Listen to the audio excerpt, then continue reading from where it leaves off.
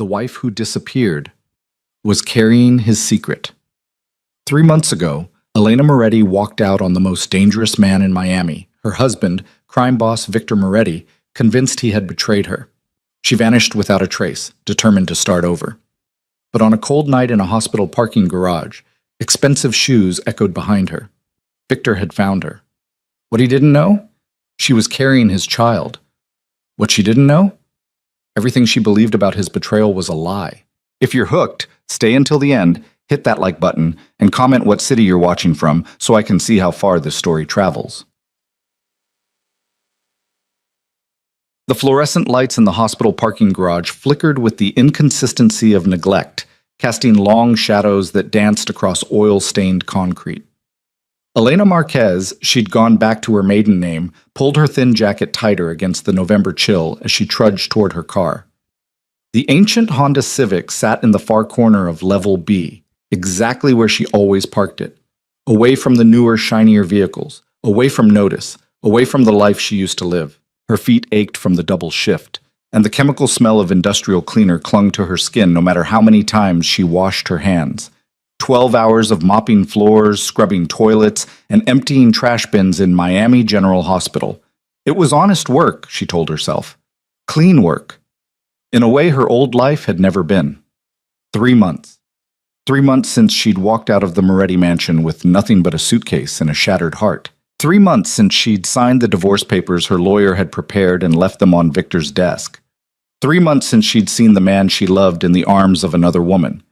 Elena's hand instinctively moved to her still flat stomach as she walked. The pregnancy test hidden in her bathroom drawer had shown 2 pink lines this morning.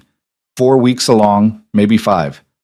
She hadn't been to a doctor yet, couldn't afford to, not on a janitor's salary. The irony wasn't lost on her. She'd gone from a world of unlimited credit cards and personal physicians to calculating whether she could afford the copay at a clinic. The click of expensive shoes on concrete froze her mid-step. Not the soft squeak of sneakers or the practical tap of working-class footwear. These were Italian leather, the kind that cost more than she made in a month now. The kind only one type of person wore in a hospital parking garage at 11 p.m. Elena's breath caught in her throat. Her keys bit into her palm as her hand clenched around them. She didn't turn around, didn't need to. She knew that walk. Had listened to it pace their bedroom floor on countless sleepless nights when Victor's business kept him up. Had heard it approach her from behind in their kitchen, just before his arms would wrap around her waist. Elena. The voice was exactly as she remembered, deep, controlled, with that slight rasp that had once made her shiver. Now it just made her freeze. Don't. The word came out smaller than she intended. She forced steel into her voice. Don't say my name like that. Like what? Victor Moretti stepped into her peripheral vision, and Elena's traitorous heart lurched. He looked exactly the same. Tall, broad-shouldered, with that presence that made people move out of his way without him saying a word. His dark hair was perhaps slightly longer than she remembered, touching his collar. The charcoal suit was immaculate despite the late hour. But his eyes, those dark eyes that had once looked at her like she was his entire world, held something she'd never seen before. Exhaustion. Bone-deep weariness that no amount of expensive clothing could hide. Like you have the right, Elena said, finally turning to face him fully. Bad idea. Even now, even after everything, he was devastating. Like we're still... She cut herself off. Still married? Victor's jaw tightened. We are still married, Elena. You can't divorce someone without their signature. I never signed the papers. The parking garage suddenly felt too small, too airless. Why not? Why did you leave without asking me a single goddamn question? He took a step closer, and Elena backed against her car. 3 months, Elena. 3 months of silence. You changed your number, closed your bank accounts, disappeared like you never existed. I saw you! The words exploded out of her. I saw you with her Victor, with Lily. In your office, with her crying in your arms, you holding her like what? His voice was dangerously quiet now. Like I hold you? Is that what you thought? Elena's eyes burned, but she refused to cry. Not here. Not in front of him. What else was I supposed to think? You'd been staying late every night for weeks, taking calls you wouldn't explain. And then I show up to surprise you with dinner, and she's in your arms, Victor, your assistant. The woman who's with you more than I am. Victor's hand shot out, bracing against the car beside her head. Not touching her, but close enough that she could smell his cologne, cedar and something darker. The scent of home, her treacherous mind whispered. You were supposed to trust me, he said, his voice raw. You were supposed to know me well enough to know I would never... He stopped, his composure cracking. Do you have any idea what these 3 months have been like? Thinking you hated me? Thinking I'd lost you forever? You should have explained, Elena said, but her voice wavered. You should have come after me that night. I tried. Victor's laugh was bitter. I tried, Elena, but you were already gone. Security footage showed you leaving the building before I even got out of that meeting. And then you vanished, completely. It took my best people 2 weeks just to find out you'd gone back to your maiden name. Something in his words made Elena's stomach drop. What do you mean, it took 2 weeks? Victor's expression shuddered. Nothing. Victor? She knew that look. What did you do? He pushed off the car, turning away from her. For a long moment, he said nothing, his shoulders rigid with tension. When he finally spoke, his voice was barely above a whisper. I've been following you, making sure you're safe. The world tilted. You've been... what? Not directly. He still wouldn't look at her. I hired people. Discreet people. To watch over you. To make sure...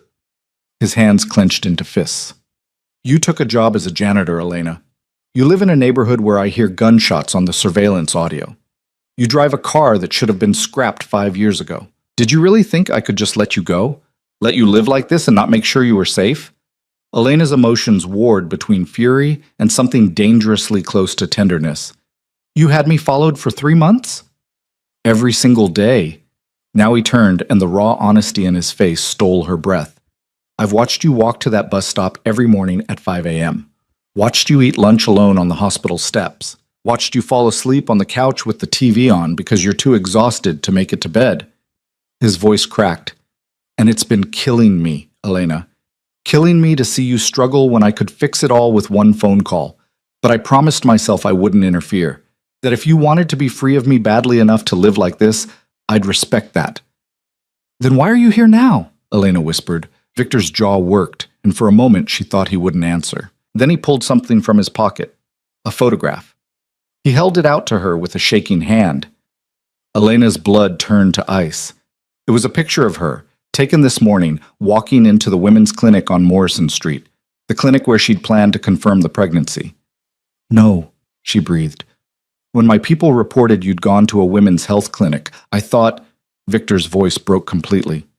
I thought you were sick. That something was wrong, and you were dealing with it alone because I wasn't there, because you'd rather face it alone than call me. Elena's hand moved to her stomach again, an unconscious gesture she'd developed in the last few days. Victor's eyes followed the movement, and she watched as understanding dawned in his expression. Elena. Her name was a prayer, a question, a desperate hope. Are you? I don't know what you're talking about, she said quickly, but it was too late. The truth was written all over her face. Victor took a step toward her, then another, until he was close enough that she could see the gold flecks in his dark eyes. Tell me, he said hoarsely. Please, Elena, tell me the truth. I can't. Tears spilled over despite her best efforts. Victor, I can't. Not when everything between us is what? Broken? His hand came up, hovering near her face, but not quite touching. Then we'll fix it. Whatever it takes, we'll fix it. But please, Elena, please don't shut me out of this. The dam broke. 3 months of holding everything inside, of pretending she was fine, of trying to convince herself she'd made the right choice. It all came crashing down. 4 weeks, she sobbed. Maybe 5. I only found out this morning. I was going to confirm it, to figure out what to do. But I can't afford... I don't have insurance anymore, and the clinic costs... Victor's arms were around her before she finished the sentence, pulling her against his chest so tightly she could barely breathe. Mine? He asked against her hair, and she could hear his heart pounding like a drum. Of course yours, Elena said into his shirt, her tears soaking the expensive fabric. There's never been anyone else. There could never be anyone else. Victor's whole body shuddered. She felt him press his face into her hair, felt his own tears dampening her scalp. For a long moment, they just stood there in the flickering garage lights, holding each other like they were the only solid things in a tilting world. "Come home," Victor finally said, his voice rough with emotion. "Please, Elena, come home." "I can't," she pulled back, wiping at her face. "Victor, I can't just... Everything I thought about that night, about you and Lily, was a lie." He cupped her face in his hands, forcing her to look at him. "Elena, look at me. Really look at me. Do you honestly believe I could ever want anyone but you?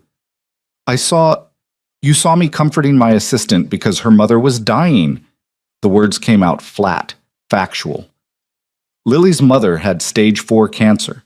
She'd been given weeks to live, but she didn't have insurance, couldn't afford treatment. Lily came to my office that night because the hospital had just called to say her mother had hours left, and she didn't have money for a cab to get there. Elena's knees nearly buckled. "What?" "I drove her to the hospital myself," Victor continued, his thumbs wiping away her tears. "Sat with her in the waiting room until her mother passed. Then I paid for the funeral and the medical bills her mother had racked up." "That's what you saw, Elena. That's the big betrayal. Me helping an employee whose mother was dying." "Oh my God."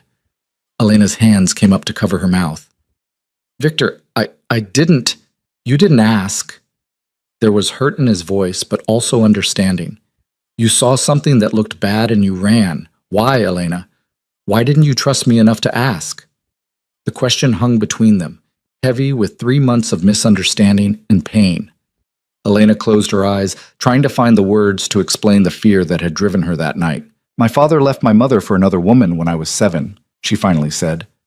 "Came home one day, told her he was in love with someone else, and walked out. Never looked back. Never sent child support. Just gone." She forced herself to meet Victor's eyes. "My mother worked herself to death trying to raise me alone. 3 jobs, no sleep, no help. She died when I was 16, and I've been on my own ever since."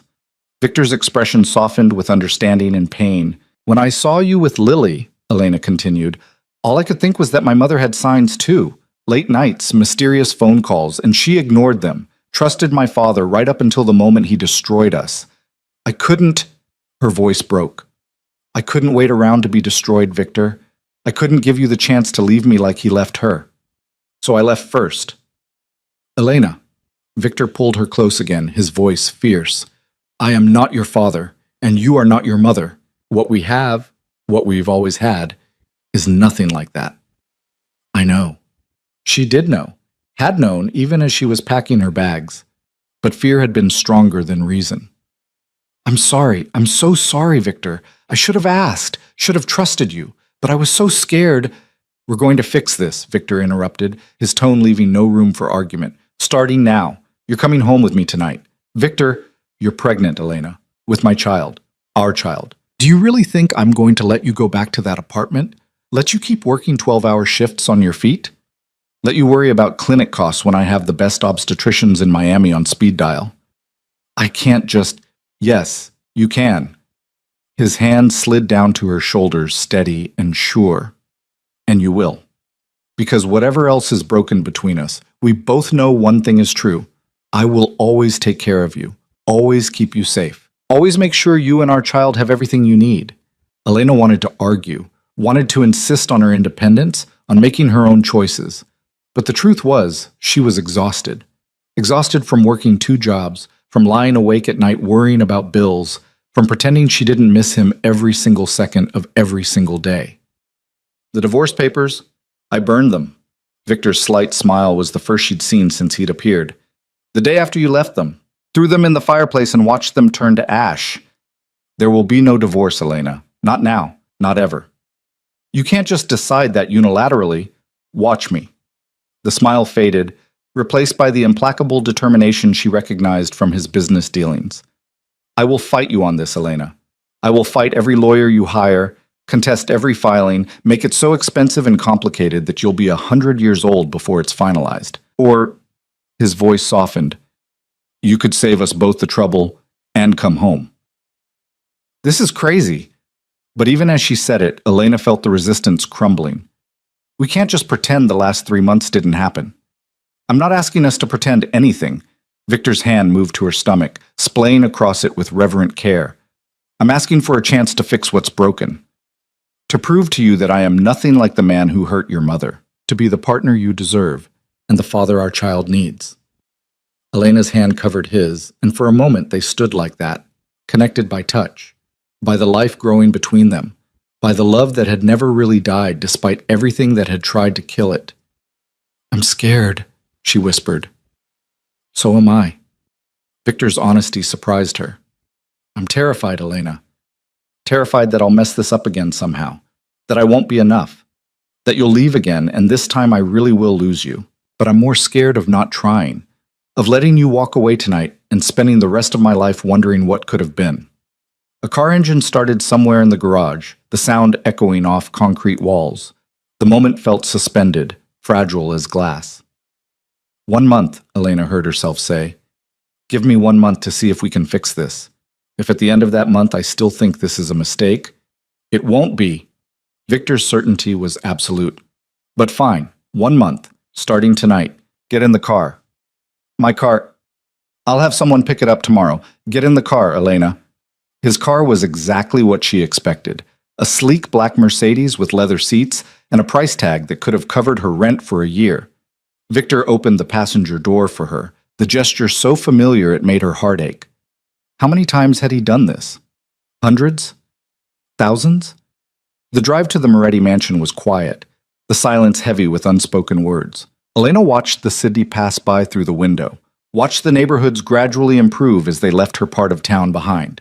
By the time they pulled through the gates of the estate, she felt like she'd traveled across a continent rather than 20 miles. The house was exactly as she remembered, massive, elegant, with warm light spilling from the windows. Home, her heart whispered. But was it still? Victor parked in the circular driveway and came around to open her door. She took his offered hand, her body remembering the gesture even as her mind still struggled with the reality of being back here.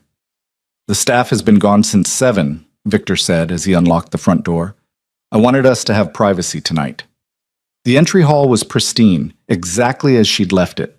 Fresh flowers in the vase on the console table, roses, her favorite, the same artwork on the walls, even the same subtle scent of lemon polish and leather. Your room is ready, Victor said, and Elena's head whipped toward him. My room? I'm not assuming anything, Elena. His expression was carefully neutral. You'll have your own space, your old room if you want it, or the guest suite, whatever makes you comfortable. Something in Elena's chest cracked at his consideration. The Victor she'd feared he was becoming, the controlling, possessive man she'd imagined, would have demanded she share his bed, would have used the pregnancy as leverage. This Victor was offering her space, autonomy, choice. I don't know what I want, she admitted. That's okay. Victor moved toward the kitchen. Are you hungry? You worked a double shift. You need to eat. As if on cue, Elena's stomach growled. She couldn't remember the last time she'd had a real meal, something beyond ramen noodles or gas station sandwiches. The kitchen was warm and bright, and Victor moved through it with surprising ease. He'd never been much of a cook during their marriage, usually leaving that to the chef, but he put together a plate of cheese, fruit, and bread with practiced efficiency. Eat, he commanded, sliding the plate toward her. For the baby, if not for yourself. Elena sat at the island and picked at a piece of cheese, watching Victor move around the space. He'd taken off his jacket and rolled up his sleeves, and the domestic normalcy of it was almost painful. Lily knows you found me, doesn't she? Elena asked suddenly. Victor paused in the act of pouring water. She does. What did she say? She said it was about damn time. He set the glass in front of Elena. She's been furious with me for months, said I should have tracked you down the first week and made you listen, that I was being an idiot by giving you space. Despite everything, Elena smiled slightly. She was always smarter than both of us. She was. Victor leaned against the counter, arms crossed. She also wanted me to tell you that she's sorry, that she should have explained about her mother before it became an issue. She assumed I'd told you, and I assumed she had. We all assumed a lot of things, Elena said quietly. She ate a strawberry, the sweetness exploding on her tongue. When had she last eaten fresh fruit? Victor, about the baby, we'll see a doctor tomorrow. His tone left no room for negotiation. The best in Miami. We'll make sure everything is okay. Start prenatal care, whatever you need. I can't afford. You don't need to afford anything. Victor's voice was gentle but firm. Elena, you're carrying my child. Our child. Money is not, will never be, a concern. Not for medical care, not for anything. Pride warred with practicality in Elena's chest. She'd been so determined to make it on her own, to prove she didn't need Victor's money or his protection. But the truth was, she'd been struggling, badly. And now there was a baby to think about. This doesn't fix everything, she said finally. I know. We still have things to work through, trust to rebuild. I know that too. And I'm not just going to fall back into being the perfect Moretti wife, attending charity galas and pretending I don't know what you do for a living. Victor's expression grew serious. About that, I don't want to know the details, Elena interrupted. I never did. That was our arrangement. Things have changed. Victor moved closer, his gaze intense. I've changed. Or I'm trying to. Elena, these last 3 months without you have made me reevaluate a lot of things. The business I'm in, the risks I take, the life I lead. It's not sustainable. Not if I want to be a father. Not if I want to deserve you. Elena's heart stuttered. What are you saying? I'm saying I want out. The words seemed to cost him. Not immediately. It's not that simple, but I'm working on it. Legitimate businesses to transition to. Connections to sever. It's going to take time, but I'm committed to it. Because of me? Because of us. Victor's hand found hers across the island. Because of the family we're going to build. Because I'm tired of living a life where I have to watch the people I love suffer because of the choices I've made. Elena stared at him, searching for the lie, the manipulation, the angle. But all she saw was sincerity, raw, honest sincerity. I don't know what to say, she whispered. Say you'll give me the month you promised. Victor's thumb traced circles on the back of her hand. Say you'll let me prove to you that I can be better. That we can be better. Elena looked down at their joined hands, at the wedding ring she'd stopped wearing but had never been able to throw away. It sat in a box in her apartment, a reminder of everything she'd lost, everything she might still have a chance to reclaim. 1 month, she agreed. But Victor, if at the end of that month I still think this won't work, then I'll sign the divorce papers. The words seemed to physically pain him. If that's what you really want. But I'm going to spend every day of that month showing you that it's not what you want. That this, us, is worth fighting for. Elena's hand moved to her stomach again, and Victor's followed. Together they rested there, a silent promise to the life growing inside her. I'm exhausted, Elena admitted. Today has been... I know. Victor stood, gently pulling her to her feet. Come on, let's get you to bed.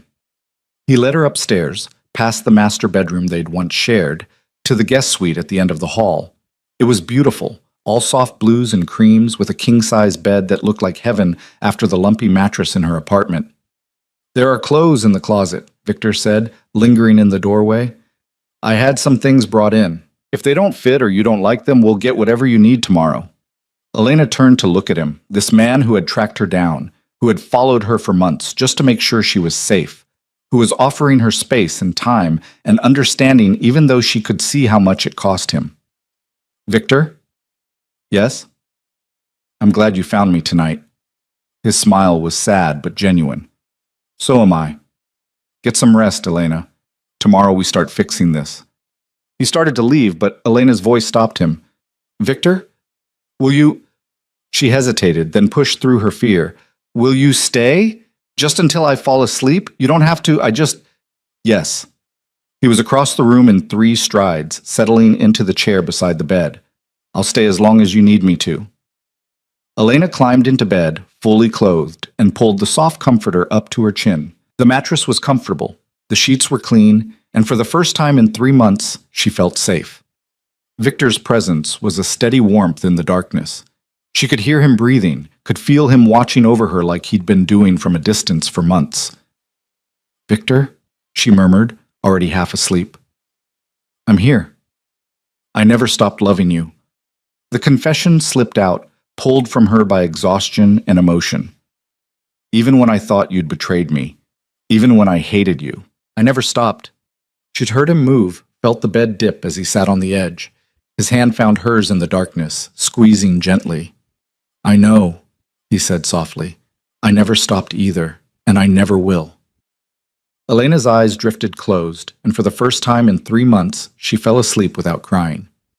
In the chair beside the bed, Victor Moretti kept his vigil, watching over the woman he loved and the child he didn't yet know, making silent promises to them both. Tomorrow, he would start proving himself worthy of a second chance.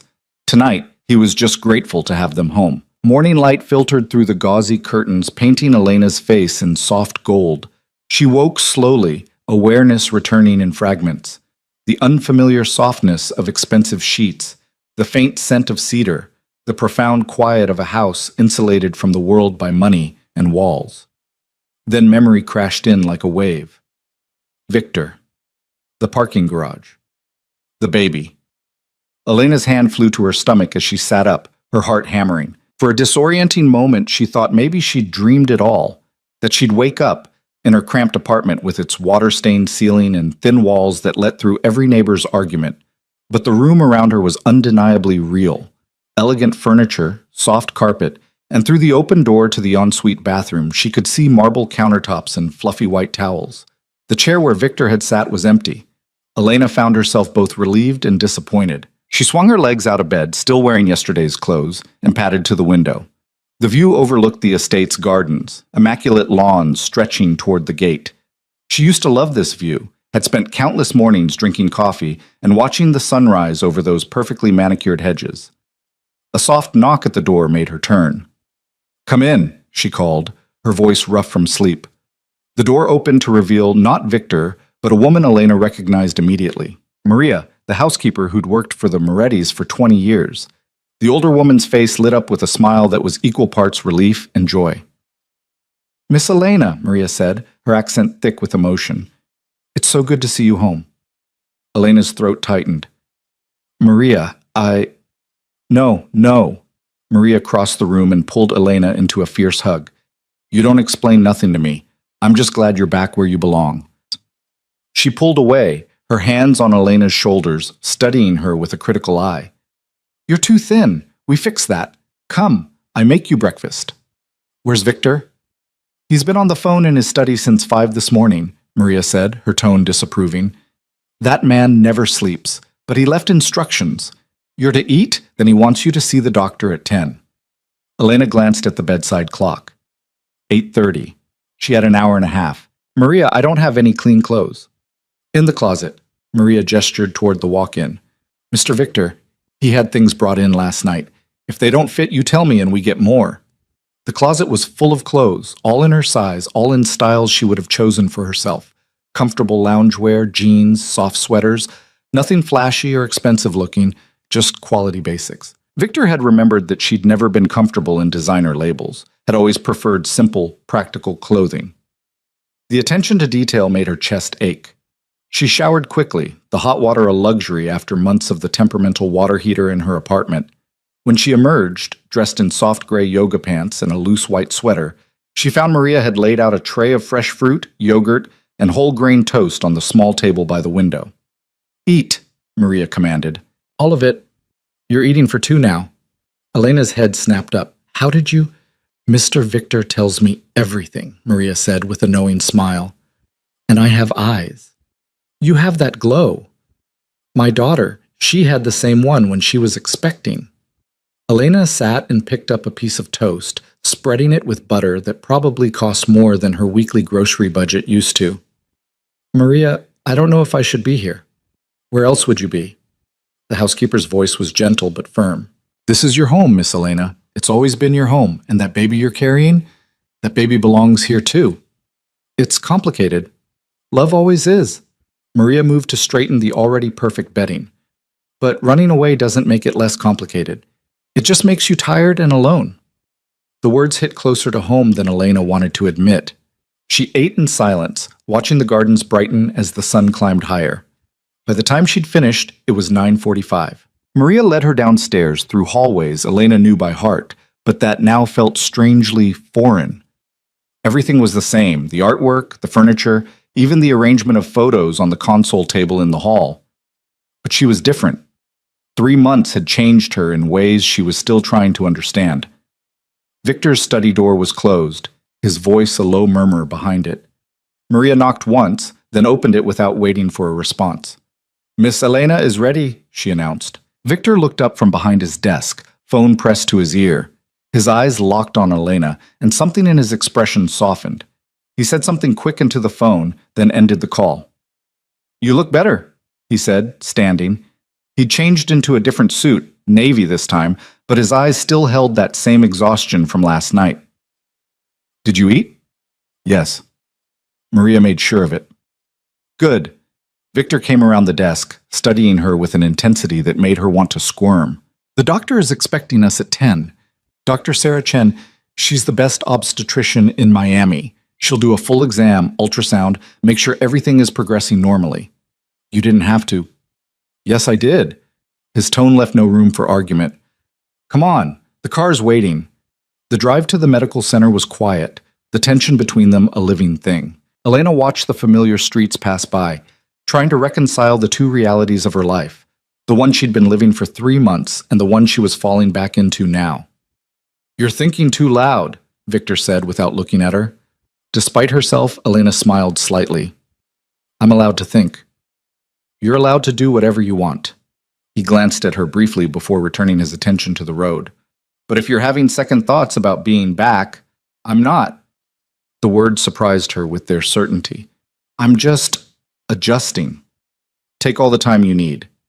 The medical center was nothing like the clinic Elena had planned to visit. This was all marble floors and fresh flowers, soft music, and comfortable furniture. The kind of place where money bought not just medical care, but comfort and privacy. Dr. Chen was a petite woman in her 40s with warm eyes and a calm demeanor. She greeted Elena like an old friend, though they'd never met, and managed to make the examination feel routine rather than invasive. "Everything looks good," Dr. Chen said as she moved the ultrasound wand over Elena's still flat stomach. "Based on your last menstrual period and the measurements I'm seeing here, I'd put you at about 6 weeks along." 6 weeks. Elena's hand tightened on the edge of the examination table. 6 weeks meant the baby had been conceived right before she'd left, one of the last times she and Victor had been together. "Can we hear the heartbeat?" Victor asked from his position beside the table. He'd barely moved since they'd started, his eyes fixed on the grainy black and white image on the screen. "Not quite yet," Dr. Chen said.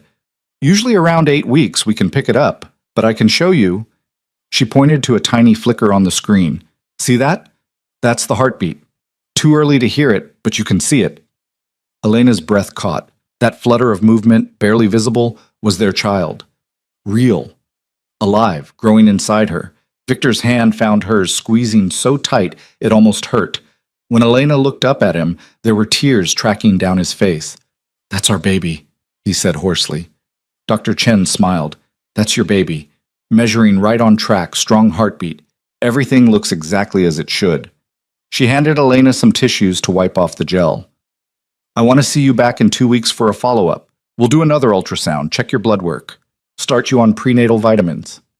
"Thank you," Elena managed, her own voice thick with emotion. "My pleasure." Dr. Chen stood, giving them both a knowing look. "Congratulations, both of you. This is a good thing." After she left, Elena and Victor sat in silence for a long moment.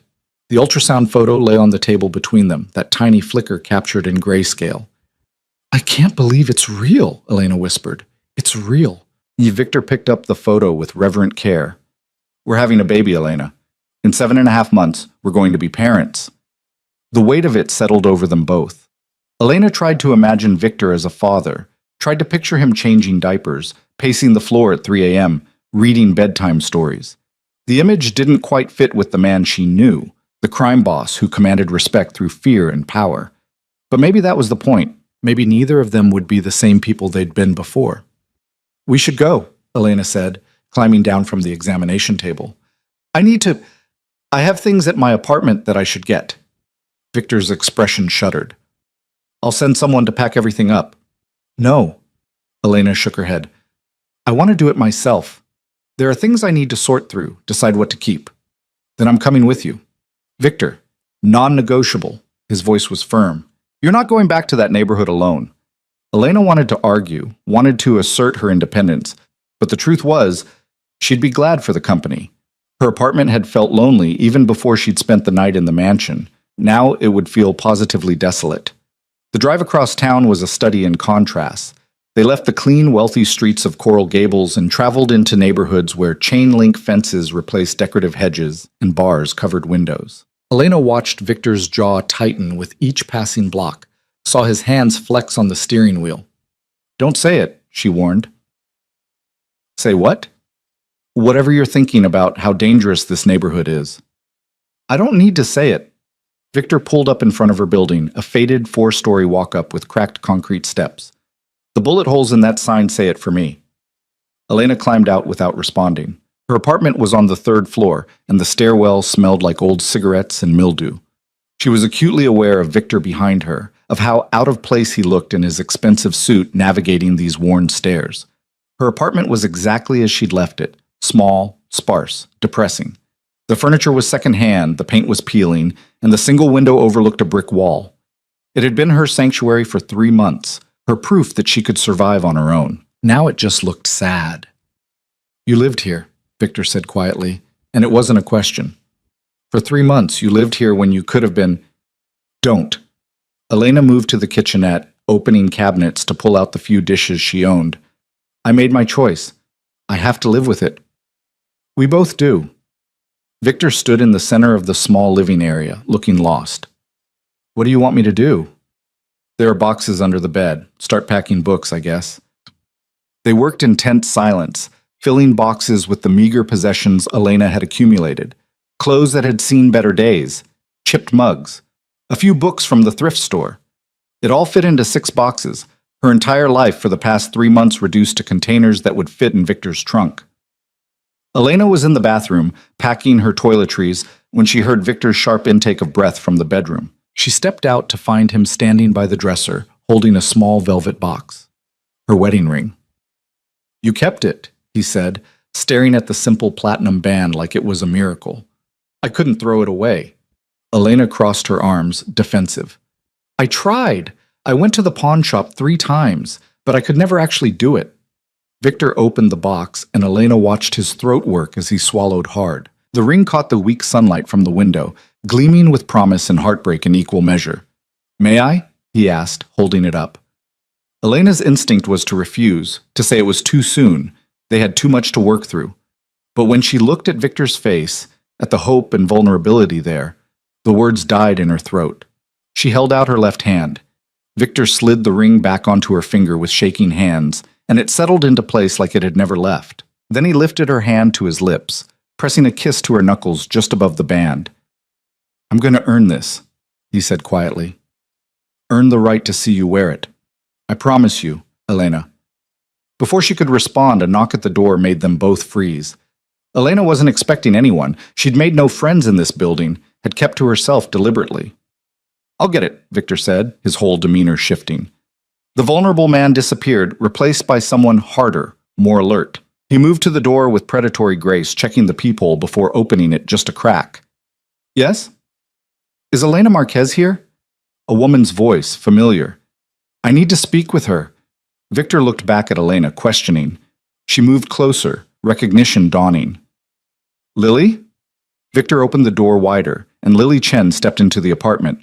She looked exactly as Elena remembered. Petite, professional, with intelligent eyes behind stylish glasses. But there was something different in her expression now, determination mixed with regret. "Elena?" Lily's voice was thick with emotion. "I'm so sorry. I should have come sooner, but I didn't know where to find you, and Victor wouldn't tell me." She shot Victor a reproachful look. "We need to talk. About that night. About everything." Victor stepped back. "I'll be in the car." "No." Lily's voice was firm. "You should hear this too. Both of you need to hear it." Elena gestured to the worn couch. "Sit, please." Lily perched on the edge of the cushion, her hands twisting together nervously. "I've been carrying this guilt for 3 months. Victor told me what happened, that you saw us that night and thought—" She broke off, shaking her head. "I should have explained. Should have told you about my mother, about what Victor was doing for us, but I assumed you knew. Victor always tells you everything, so I thought, he didn't tell me because it wasn't his story to tell, Elena said gently. It was yours, and I should have asked before I ran. My mother died that night, Lily continued, tears spilling over, in my arms, in a hospital bed that Victor paid for. She was comfortable, pain-free, because of him, because he saw me crying in the office one day and asked what was wrong. And when I told him, he didn't hesitate, just said, give me the hospital name, I'll handle it. Elena's chest tightened. That was so perfectly Victor, decisive, generous to those under his protection, asking for nothing in return. The medical bills were over $300,000, Lily said.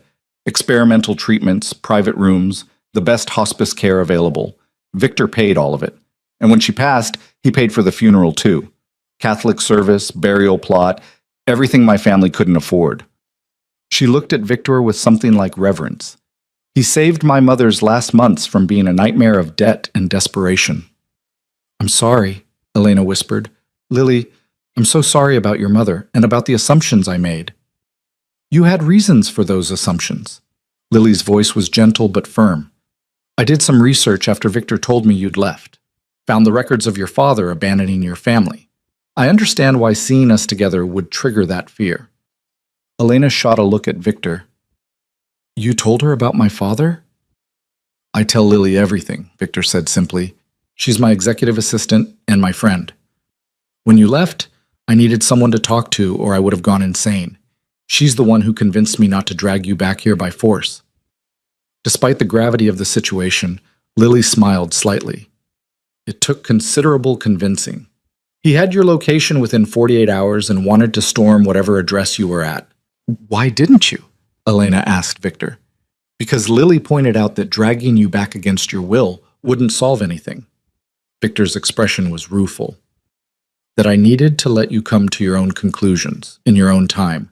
That if I forced the issue, I'd only confirm whatever fears had driven you away. Though I didn't expect it to take 3 months, Lily added. I thought after a few weeks you'd calm down and reach out. I was too stubborn, Elena admitted, and too scared. The longer I stayed away, the harder it became to imagine coming back. Lily stood, moving to sit beside Elena on the couch. She took Elena's hands in hers. I need you to understand something. Your husband is many things, some of them frightening, some of them ruthless. But he is not a cheater. He doesn't even see other women. I've worked for him for 5 years, and in that time, he's never so much as flirted with anyone. You're it for him, Elena. You always have been. I know that now, Elena said quietly. Or I'm starting to. It's just hard to undo a lifetime of fear in one night. Then take more than one night. Lily squeezed her hands. Take whatever time you need, but do it while you're with him, not while you're hiding in a place like this. She gestured around the shabby apartment. You deserve better than this. Your baby deserves better than this. Elena's hand moved to her stomach, and Lily's eyes widened. You're pregnant? The joy in Lily's voice was genuine and immediate. Oh, Elena, that's wonderful. Congratulations. She looked at Victor. You didn't tell me that part. I only found out last night, Victor said. We saw the doctor this morning, 6 weeks along. Lily's smile was radiant. A baby. Victor Moretti is going to be a father. I never thought I'd see the day. Neither did I, Victor admitted, and there was such wonder in his voice that Elena's heart squeezed. They talked for another hour, Lily filling in details about the night Elena had left, about Victor's descent into barely controlled panic when he couldn't find her, about the nights he'd stayed at the office until dawn because going home to their empty bedroom was too painful. He kept your coffee mug, Lily said, the one with the chipped handle that you always used. It's still on his desk. He uses it every morning. Elena looked at Victor, who had the grace to look embarrassed. It's a good mug. It's a terrible mug, Lily said with affection. But it's hers, so you kept it. By the time they finished packing and loading boxes into Victor's car, the sun was setting. Lily hugged Elena goodbye at the curb, whispering, Give him a chance. That's all I ask. A real chance. I will, Elena promised, and she meant it. The drive back to the mansion was quieter, but less tense. Elena found herself watching Victor's profile in the fading light, seeing him with new clarity. This man who had paid hundreds of thousands for a stranger's medical care, who had kept her coffee mug like a talisman, who had followed her for months not to control her but to keep her safe. "What are you thinking?" Victor asked, catching her staring. "That I've been an idiot. You've been hurt." His correction was gentle. "There's a difference." Back at the mansion, Maria had dinner waiting. Real food, not the microwave meals or ramen Elena had been subsisting on. They ate at the kitchen island, the formal dining room too much for just the two of them. "I have a meeting tomorrow," Victor said as they finished. "Business I can't postpone, but I'll be home by 6. We could have dinner together. Talk more about—" He gestured vaguely. "Everything." "I'd like that." Elena surprised herself with how much she meant it. "Victor, about us, about the month I asked for, you can have as long as you need," he interrupted. "I shouldn't have put a time limit on it. That was unfair." "No." Elena shook her head. "A month is reasonable. By then, I'll know if this can work, if we can rebuild what we had. And if you decide it can't," the question clearly pained him, "then we'll figure out how to co-parent." Elena's hand rested on her stomach. "I won't keep you from your child, Victor. Whatever happens between us, you'll be this baby's father." Something in Victor's expression cracked, relief and gratitude warring with lingering fear. "Thank you. That means more than you know." That night, Elena lay in the guest room again, listening to the sounds of the house settling around her. But sleep wouldn't come. Her mind raced with everything Lily had said, everything she was learning about the man she'd married and then left. Around midnight, she gave up and padded downstairs in search of warm milk, an old remedy her mother had sworn by. The kitchen was dark except for the light over the stove, and Elena was halfway across the room when she realized she wasn't alone. Victor sat at the island in the darkness, a glass of whiskey untouched in front of him. "Can't sleep?" Elena asked softly. He looked up, and even in the dim light, she could see the exhaustion etched into his features. "Too much on my mind." "Me too." Elena moved to the refrigerator, pulling out milk. "Want some?" "I'm good." He watched her heat the milk on the stove, a small smile playing at his lips. "Your mother's remedy. You remember." "I remember everything about you, Elena." His voice was quiet but intense. "Every habit, every preference, every small detail. I've spent 3 months trying to forget and failing completely." Elena poured the warm milk into a mug. Her old mug, she realized with a start, the one Lily said he'd kept, and leaned against the counter across from him. "Why didn't you move on? You could have. 3 months is long enough to start over." "With who?" Victor's laugh was bitter. "Elena, I've loved you since the moment I met you at that charity gala 4 years ago. You were wearing that green dress and arguing with the catering manager about sustainable food sourcing. You didn't know who I was, didn't care about my reputation. You just cared about doing the right thing." Elena remembered that night. She'd been working for the nonprofit hosting the gala, and the caterer had been using suppliers known for worker exploitation. She'd been making a scene when Victor had appeared at her elbow. "You offered to pay the difference," she said, "to switch to ethical suppliers on the spot. Because watching you fight for people who couldn't fight for themselves was the most beautiful thing I'd ever seen." Victor's eyes held hers.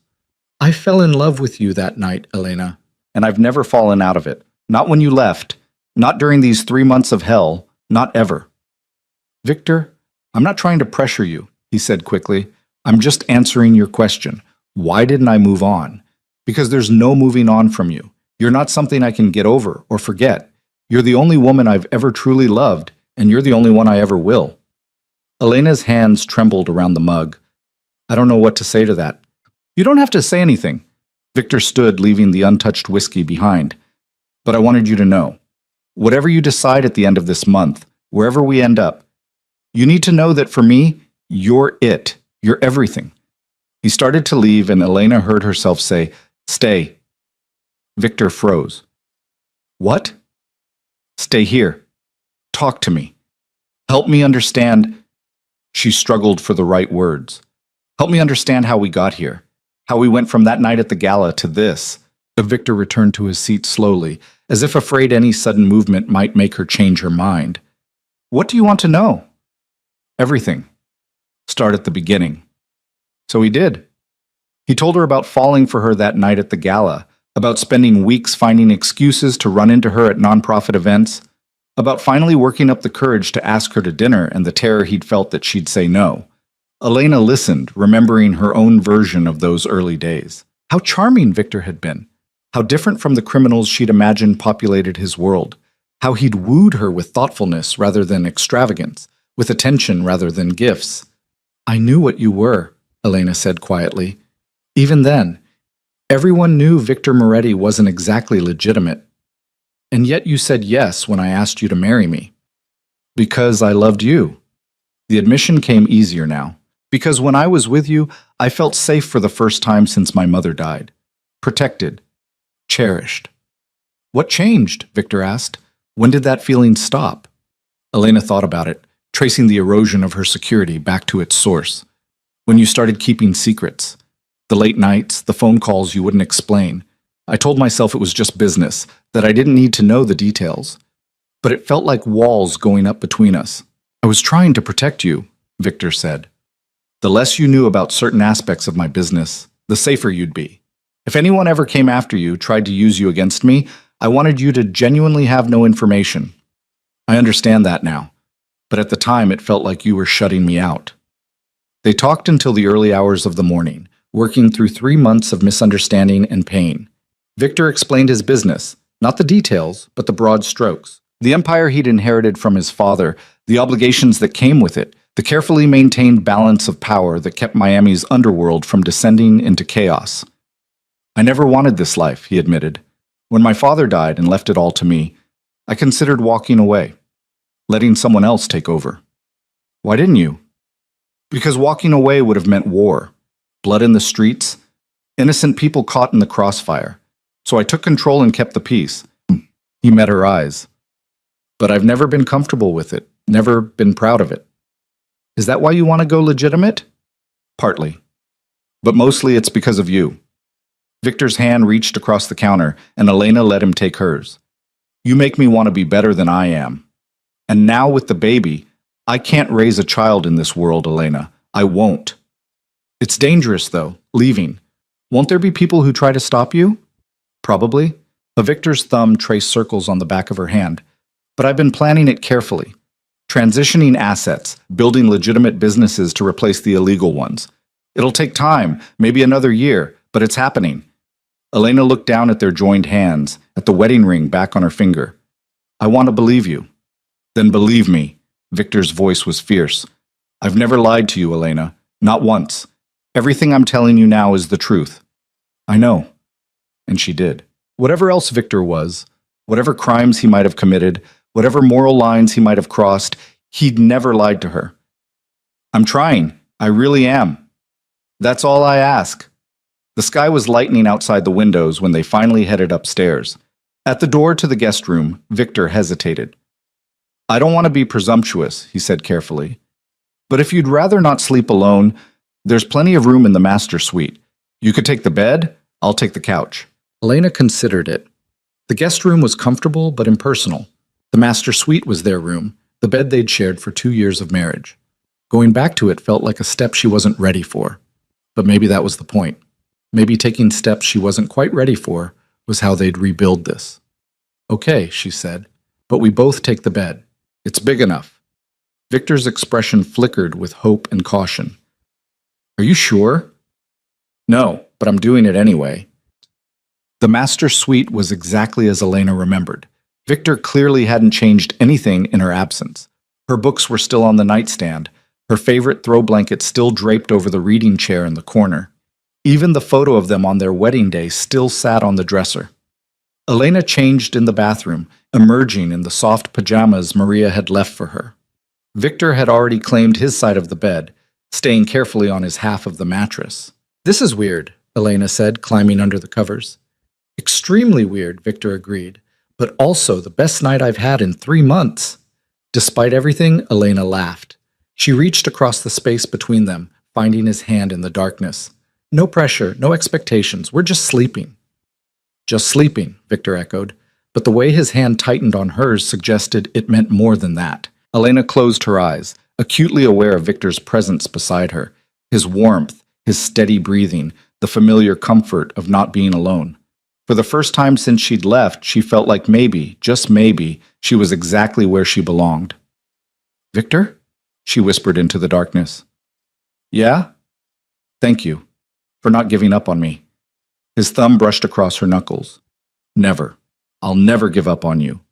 And wrapped in that promise, Elena finally fell into deep, dreamless sleep. The next 2 weeks passed in a strange rhythm of rediscovery. Elena woke each morning to find Victor already gone, his side of the bed cold but a fresh cup of herbal tea waiting on her nightstand, caffeine-free, because he'd researched what pregnant women should avoid. He returned each evening by 6, sometimes earlier, as if proving his commitment through punctuality alone. They ate dinner together, talked, watched movies curled on opposite ends of the couch, the space between them gradually shrinking. Victor attended every doctor's appointment, his hand finding hers whenever Dr. Chen moved the ultrasound wand across Elena's growing belly. At 8 weeks, they heard the heartbeat for the first time, a rapid whooshing that made Victor's eyes shine with unshed tears.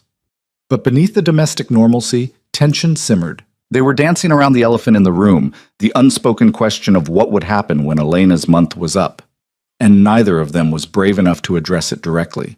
Until the night everything changed. Elena was in the library, curled up with a book she wasn't really reading, when Victor's phone rang.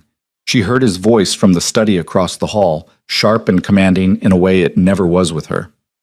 "I don't care what excuse he's giving.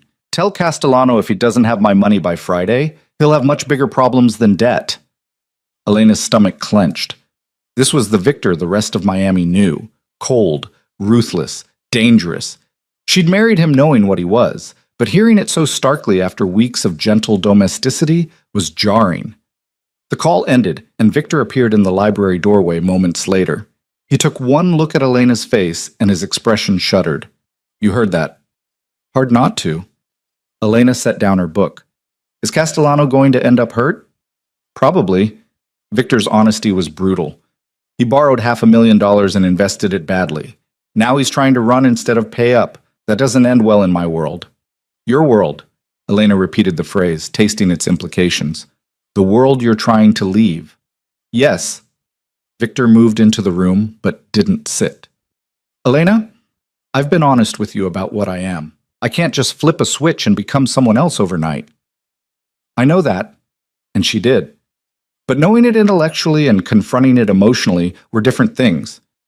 "It's just hard sometimes, reconciling the man who brings me tea every morning with the man who threatens people on the phone." "They're the same man."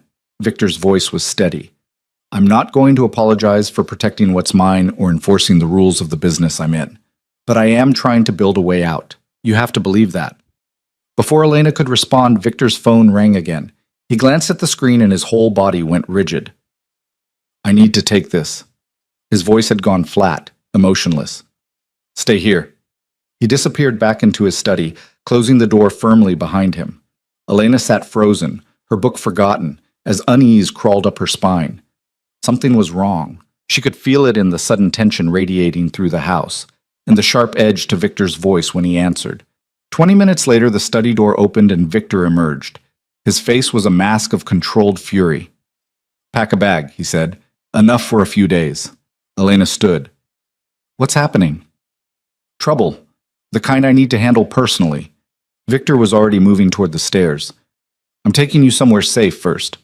"Victor, talk to me. What kind of trouble?" He stopped, turned back to face her. For a moment, the mask slipped and she saw genuine fear beneath the anger. "The kind that might put you in danger if you stay here. Please, Elena, trust me on this. Pack a bag and let me get you somewhere secure." Elena's hand moved instinctively to her stomach. "The baby will be protected. I promise you." Victor closed the distance between them, cupping her face in his hands. "I will never let anything happen to you or our child. But right now, I need you to move fast and ask questions later." The urgency in his voice propelled Elena into action. She ran upstairs and threw clothes into a bag with shaking hands. Her mind raced with possibilities, each worse than the last. Who would threaten Victor badly enough that he'd move her out of the mansion? What kind of danger were they facing? 10 minutes later, they were in Victor's car, speeding through Miami's nighttime streets. 2 other vehicles followed them. Security, Elena realized. Victor had called in backup. "Where are we going?" Elena asked. "A safe house. It's off the grid, secure. You'll have guards, everything you need. Victor's hands were white-knuckled on the steering wheel. I'm sorry, Elena. I'm so goddamn sorry. This is exactly the kind of thing I wanted to keep you away from. Tell me what's happening. Victor was silent for a long moment, navigating traffic with aggressive precision. When he finally spoke, his voice was tight with barely controlled rage. There's a man named Marcos Santos. He runs territory in South Beach, and we've had an understanding for years. He stays out of my business, I stay out of his. But he's been expanding, getting greedy. 3 months ago, he started making moves into my territory. 3 months ago, Elena's stomach dropped. Right when I left. Yes. Victor's jaw clenched. He saw my distraction as weakness. Thought with you gone, I'd be vulnerable. I've been handling it quietly, pushing back without starting a war. But tonight he made his position clear. He wants me out of Miami entirely, and he's willing to use any leverage necessary to make that happen. Elena's blood turned to ice. He knows about me. He knows about you. Victor's voice was savage. One of his men must have spotted you at the doctor's office or shopping with Maria. Now Santos is threatening to come after you unless I step aside and let him take over my operations. What are you going to do? Whatever it takes to keep you safe. Victor glanced at her, and the ferocity in his eyes was almost frightening. I don't negotiate with threats, Elena, but I also won't gamble with your life. They pulled up to a nondescript building in a quiet residential area. Victor killed the engine and turned to face her fully. This place is secure. Former military bunker converted to look like a regular apartment building. Guards on every entrance, panic room in the unit. You'll be safe here while I handle Santos. Handle him how? Elena's voice came out smaller than she intended. However I have to. Victor's expression was grim. This ends tonight, one way or another. Terror flooded through Elena. You're going to kill him. If that's what it takes. No hesitation, no remorse. Just cold fact. He threatened you, Elena. Threatened our baby. There are lines you don't cross in my world. And he crossed the biggest one. Elena grabbed his arm. Don't. Victor, please don't do this. There has to be another way. There isn't. Victor covered her hand with his. I know you hate this part of who I am. I know it scares you. But this is how my world works. You show weakness. You invite more attacks. Santos needs to learn that threatening you is a death sentence, or someone else will try the same thing next month.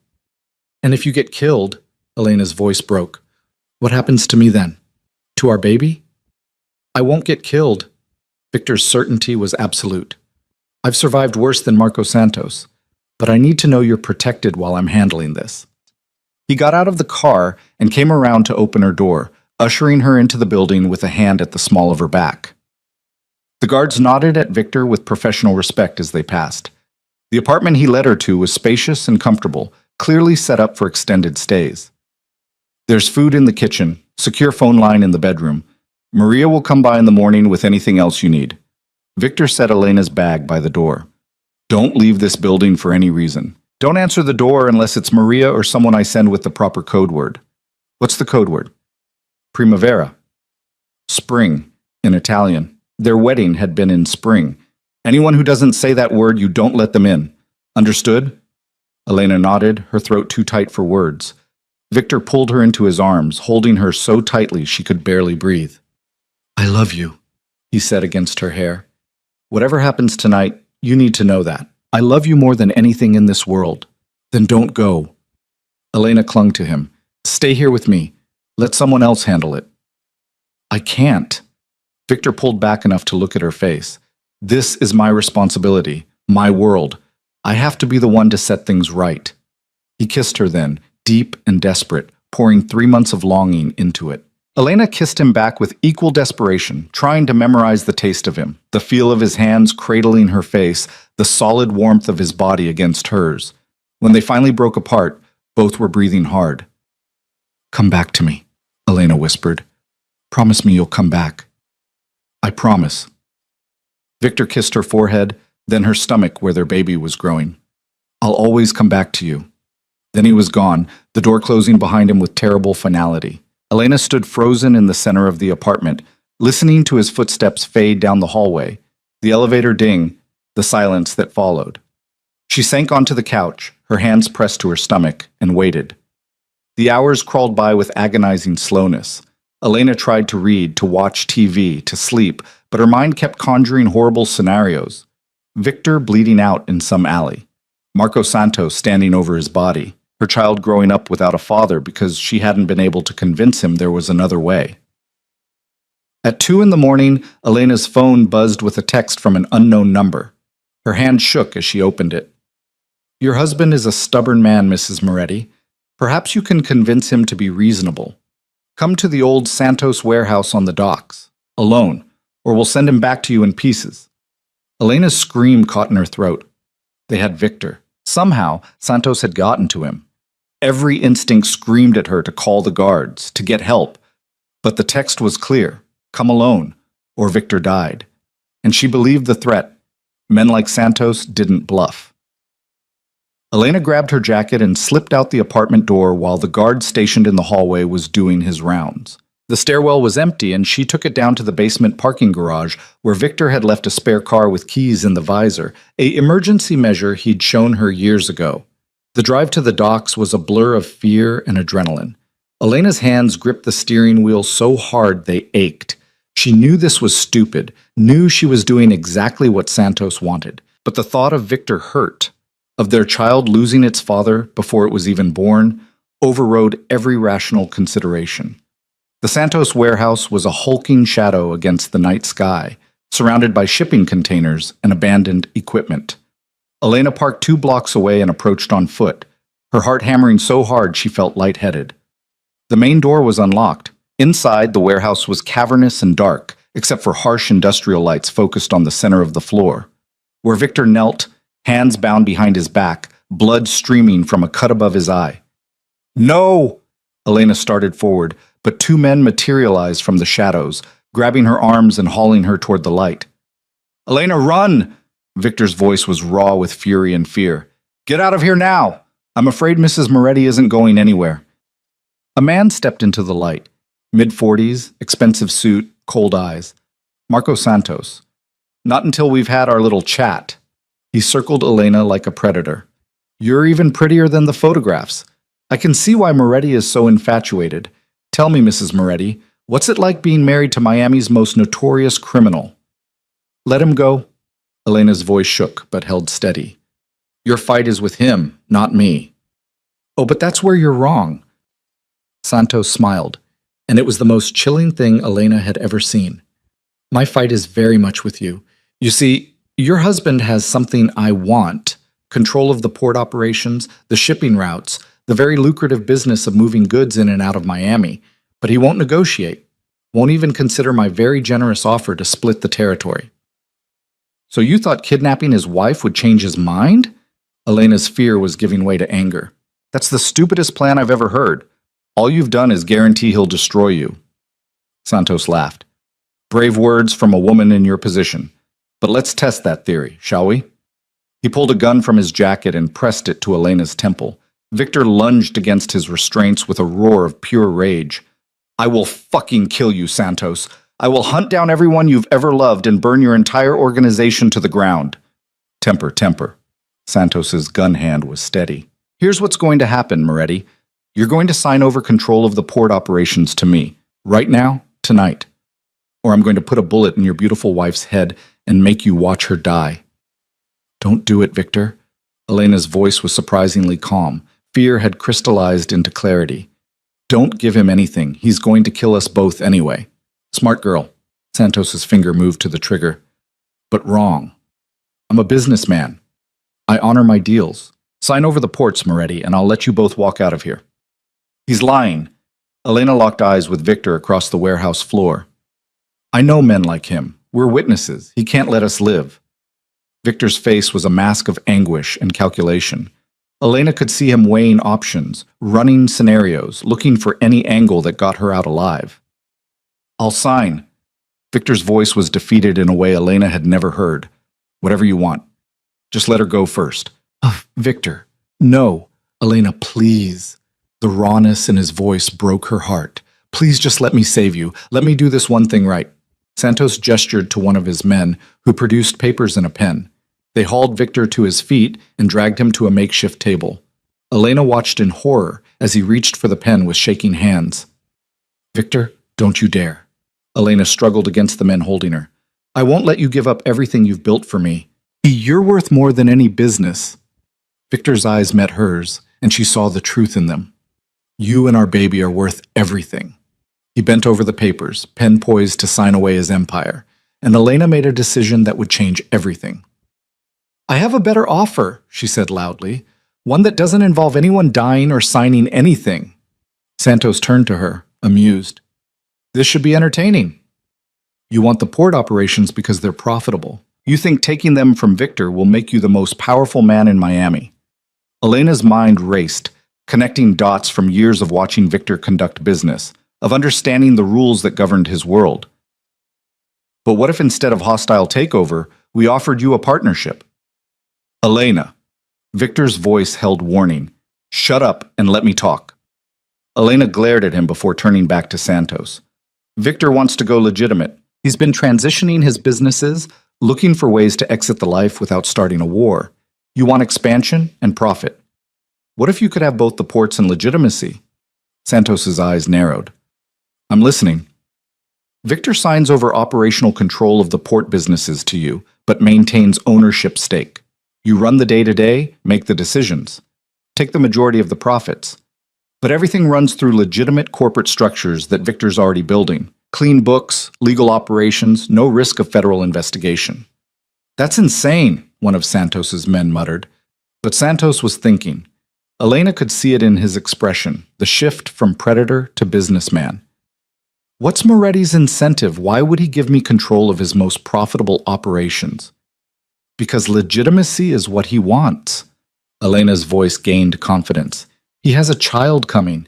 He wants out of this life. You take over the criminal enterprises, transition them to legal ones with his framework, and everyone wins. You get the empire you want. He gets the clean exit he needs, and nobody has to die." The warehouse fell silent, except for the distant sound of water lapping against the docks. Santos studied Elena with new interest. "You're smarter than I gave you credit for, Mrs. Moretti.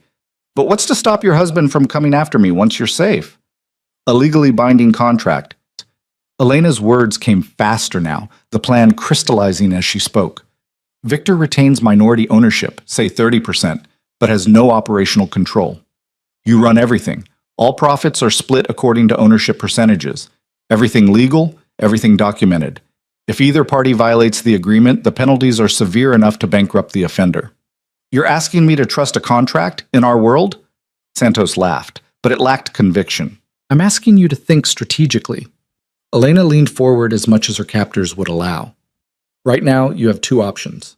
Kill us and take the ports by force, which triggers a war with Victor's allies that will bleed your organization dry, or shoot us both and gain nothing, because Victor would rather die than give you control. Either way, you lose. Or I could force him to sign and kill you anyway. Then you're at war with a man who has nothing left to lose." Elena's voice was ice. "Victor would hunt you to the ends of the earth. You'd spend the rest of your very short life looking over your shoulder."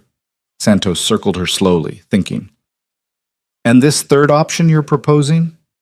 You get everything you want, the ports, the power, the profit, without the war, without the risk. Victor gets his way out. I get to raise our child with its father alive and free. Everyone walks away from this warehouse tonight and goes home to their families." "Elena, you don't have to do this."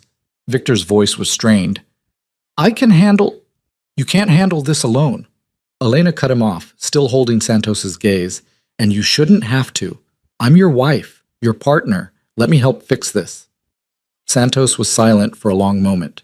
Then, abruptly, he laughed, genuinely this time. "You've got balls, Mrs. Moretti. I'll give you that." He lowered his gun. "Your husband is a lucky man." "Is that a yes?" Elena's heart pounded. "It's a maybe." Santos gestured to his men. "Release Moretti. Let's discuss this proposal like civilized people." The men holding Victor cut his bonds. He surged to his feet and crossed the warehouse floor in 3 strides, pulling Elena away from Santos's men and into his arms. "Are you insane?" he hissed against her hair. "You should have stayed at the safe house." "So you could die alone?" Elena pulled back to look at him. "Not a chance.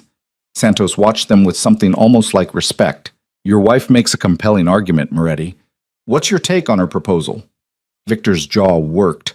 Elena could see the war in his eyes, pride at her intelligence, fury at the risk she'd taken, and beneath it all, desperate hope that maybe there was a way out that didn't end in blood. The corporate structure is already in place, Victor said slowly. I've been building it for months. Real estate holdings, shipping companies, construction firms, all legitimate, all profitable. If we restructure the port operations through those entities, it could work. And the split? 70-30. Victor's tone left no room for negotiation. You get operational control and majority profits. I retain minority ownership and a seat on the board. All major decisions require unanimous approval. Santos considered. 60-40. And I want final say on day-to-day operations. Deal. Victor held out his hand before Elena could argue for better terms. On one condition, my family is permanently off limits. You come near my wife or child again, and the contract is void, and we settle this the old way. Fair enough. Santos shook Victor's hand. I'll have my lawyers draw up the paperwork tomorrow. We'll finalize everything within the week. Your lawyers and mine, Victor's grip didn't waver. We do this right. Legally binding, no loopholes. Agreed. Santos stepped back, gesturing to his men to stand down. You know, Moretti, when I came here tonight, I expected to either kill you or be killed by you. This outcome is far more profitable for everyone involved. Thank my wife for that. Victor pulled Elena close. She's smarter than both of us combined. Santos gave Elena a small nod of respect. Mrs. Moretti, it's been a pleasure. And congratulations on the baby. May your child inherit your brain instead of your husband's stubbornness. Despite everything, Elena felt a hysterical laugh bubble up. I'll take that as a compliment. The drive back to the safe house was silent. Victor's hands shook on the steering wheel, and Elena could see him struggling with 1,000 different emotions. When they finally pulled into the parking garage, he killed the engine and just sat there, head bowed. I've never been that scared in my life, he said finally. When I saw you walk into that warehouse, when Santos put that gun to your head. I know. Elena reached across the console to take his hand. I was terrified too, but I couldn't let you sacrifice everything for me. Everything I have means nothing without you. Victor turned to look at her, and his eyes were red-rimmed. Elena, you could have died. Our baby could have died. And it would have been my fault. It would have been Santos's fault. Elena cupped his face, forcing him to look at her. You didn't put me in danger, Victor. Your world did, but we found a way through it together. You found a way. Victor's voice cracked. You walked into that warehouse and negotiated a deal that never would have occurred to me because all I could think about was killing anyone who dared threaten you. Well, I'm glad one of us was thinking clearly. Elena tried for lightness, but her own voice shook. Victor, we're okay. We're both okay. And we just solved your biggest problem. You've got your exit strategy now. At what cost? Victor pulled away, running his hands through his hair. Elena, you can't ever do something like that again. Ever. I can't function if I'm terrified you're going to put yourself in danger. Then maybe you understand how I felt for 2 years. The words came out sharper than Elena intended. Living with the knowledge that any day you might not come home. That someone might hurt you to get to me. That's been my reality since the day I married you, Victor. Victor flinched like she'd struck him. I know. And I'm sorry. I'm so goddamn sorry that loving me means living with that fear. But it's getting better, isn't it? Elena reached for his hand again. Tonight's deal, it's real progress. You'll transition out of the dangerous side of things. Santos takes over the risky operations while you build the legitimate empire. We can actually have a normal life. Is that what you want? Victor's eyes searched hers.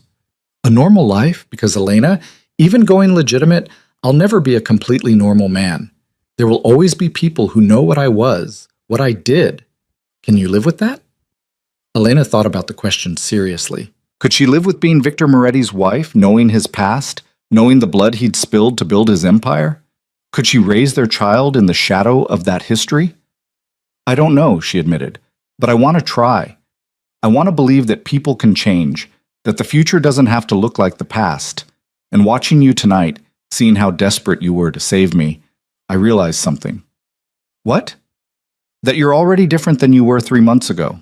The old Victor would have killed Santos without hesitation. But you were willing to give up everything, to sacrifice your entire empire, just to keep me safe.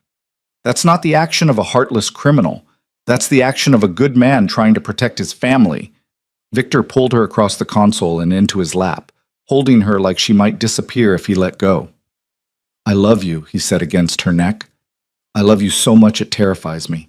And I swear to you, Elena, I'm going to be worthy of that. I'm going to build us a life where you and our baby never have to be scared. I believe you. And she did. For the first time since she'd walked out 3 months ago, Elena truly believed they could make this work. They sat there in the car for a long time, holding each other in the darkness of the parking garage. Two people who'd been to hell and back finally finding their way home. The week that followed the warehouse confrontation passed in a whirlwind of lawyers, contracts, and tense negotiations. Victor's study became command central, filled with men in expensive suits arguing over percentages and liability clauses, while Elena watched from the sidelines, her hand resting protectively on her growing belly. She was 12 weeks now, finally past the first trimester danger zone. Doctor Chen had pronounced both mother and baby healthy, despite the stress of recent events, though she'd given Victor a stern lecture about keeping his pregnant wife away from armed standoffs. The baby's heartbeat is strong, Dr. Chen had said, moving the ultrasound wand across Elena's stomach. But Mrs. Moretti needs rest, not excitement. Do you understand, Mr. Moretti? Victor had nodded solemnly, but Elena had seen the ghost of a smile at his lips. They both knew rest wasn't really an option until the Santos deal was finalized. On the 5th day of negotiations, Marco Santos himself arrived at the mansion. Elena watched from the library window as his car pulled through the gates, flanked by security. The irony wasn't lost on her. A week ago, this man had held a gun to her head. Now he was here for a business dinner. You don't have to join us, Victor said from the doorway. He changed into a fresh suit, every inch the powerful businessman. I can handle this alone. We're partners, remember? Elena stood, smoothing down the emerald dress Maria had laid out for her. Besides, this was my idea. I should see it through. Victor crossed the room and pulled her into his arms. Have I mentioned lately how incredible you are? Not in the last few hours, Elena smiled against his chest. You're slipping. Then let me remedy that. Victor tilted her chin up, his eyes intense. You're the most brilliant, brave, infuriating woman I've ever met. You terrify me and amaze me in equal measure, and I fall more in love with you every single day. Elena's breath caught. Victor, I mean it. His thumb traced her jawline. 3 months ago, I thought I'd lost you forever. Now you're here, carrying our child, saving my life and my business with that incredible mind of yours. I don't deserve you, Elena, but I'm going to spend the rest of my life trying to. Before Elena could respond, the doorbell chimed. Victor pressed a quick kiss to her forehead and stepped back, his expression shifting to something more guarded. Showtime, he murmured. Dinner was surreal. Elena sat at one end of the long dining table with Victor at the other, Marco Santos between them, like this was a normal business arrangement rather than a deal born from kidnapping and threats. The food was exquisite. Maria had outdone herself, and the conversation stayed carefully neutral. Weather, real estate markets, the upcoming port expansion project that would now be Santos's responsibility. Your wife has excellent instincts, Santos said over dessert, raising his wine glass toward Elena. She sipped her sparkling water and nodded acknowledgement. That partnership structure you proposed? My accountants say it could increase profits by 30% within the first year while cutting legal exposure by half. I'm glad it's working out for everyone, Elena said carefully. More than working out. Santos leaned back in his chair. I've been in this business 20 years, and I've never seen a cleaner transition of power. Usually these things end in blood. Your solution was elegant. My wife specializes in finding elegant solutions to impossible problems, Victor said, his eyes on Elena.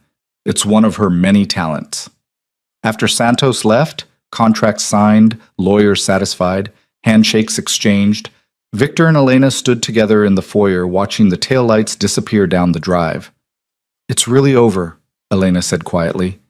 The dangerous part of your business, you're out. Not completely. Victor's honesty was refreshing. I still have connections, obligations. But the day-to-day operations, the violence, the constant threat, yes, that's Santos's problem now. I'm just a businessman with diverse holdings and a very pregnant wife to take care of. Elena turned to face him. What happens now? Now? Victor pulled her close. Now we focus on us, on building the life we want, on preparing for this baby. His hand splayed across her stomach, which was just beginning to show a gentle curve. On being a family. I'd like that. Elena rested her head against his chest, listening to the steady beat of his heart. Victor, I've been thinking... Dangerous words, he teased. Shut up and listen. But she was smiling. My month is almost up. The month I asked for to decide if this could work. Victor went very still. And I don't need the rest of it. Elena pulled back to look at him. I know my answer. I want this. I want us. I want to rebuild our marriage and raise our baby together and figure out how to navigate this complicated, messy, beautiful thing we have. The hope that flooded Victor's expression was almost painful to witness. Are you sure? Elena, you don't have to decide now. Take the full month. Take longer if you need. I'm sure. She cupped his face in her hands. I love you, Victor Moretti. I never stopped loving you, even when I thought you'd betrayed me. And I want to come home, really home, not as a guest in the spare room, but as your wife. Victor's response was to kiss her senseless, lifting her off her feet and spinning her around in the foyer like they were teenagers instead of adults, navigating complex criminal to legitimate business transitions. When he finally set her down, both were breathless and grinning. Move back into our room tonight, Victor said. Please, I've missed falling asleep next to you. Okay. Elena's answer was simple, but it felt like a vow. That night, Elena unpacked her belongings from the guest room and moved them back into the master suite. It felt like reclaiming a piece of herself she'd lost 3 months ago. Victor helped, carrying boxes and rehanging her clothes in the massive closet with reverent care. I never touched your side, he admitted, gesturing to the half of the closet that had remained exactly as Elena left it. Couldn't bring myself to. It felt too final. Elena surveyed the space, her shoes still lined up on their rack, her jewelry box still sitting on the built-in dresser, even the scarf she'd been meaning to return to the department store still draped over a hook. You're a sentimental fool, she said softly. Only about you. Victor wrapped his arms around her from behind, his hand settling on her small bump. Only ever about you? They fell asleep that night, tangled together in the center of their enormous bed, and for the first time in 3 months, neither had nightmares. The next few weeks settled into a new rhythm. Victor was home more, delegating operations to Santos and his own management team. He attended every prenatal appointment, asked 1,000 questions about baby gear, and started planning nursery renovations with an intensity that made Elena laugh.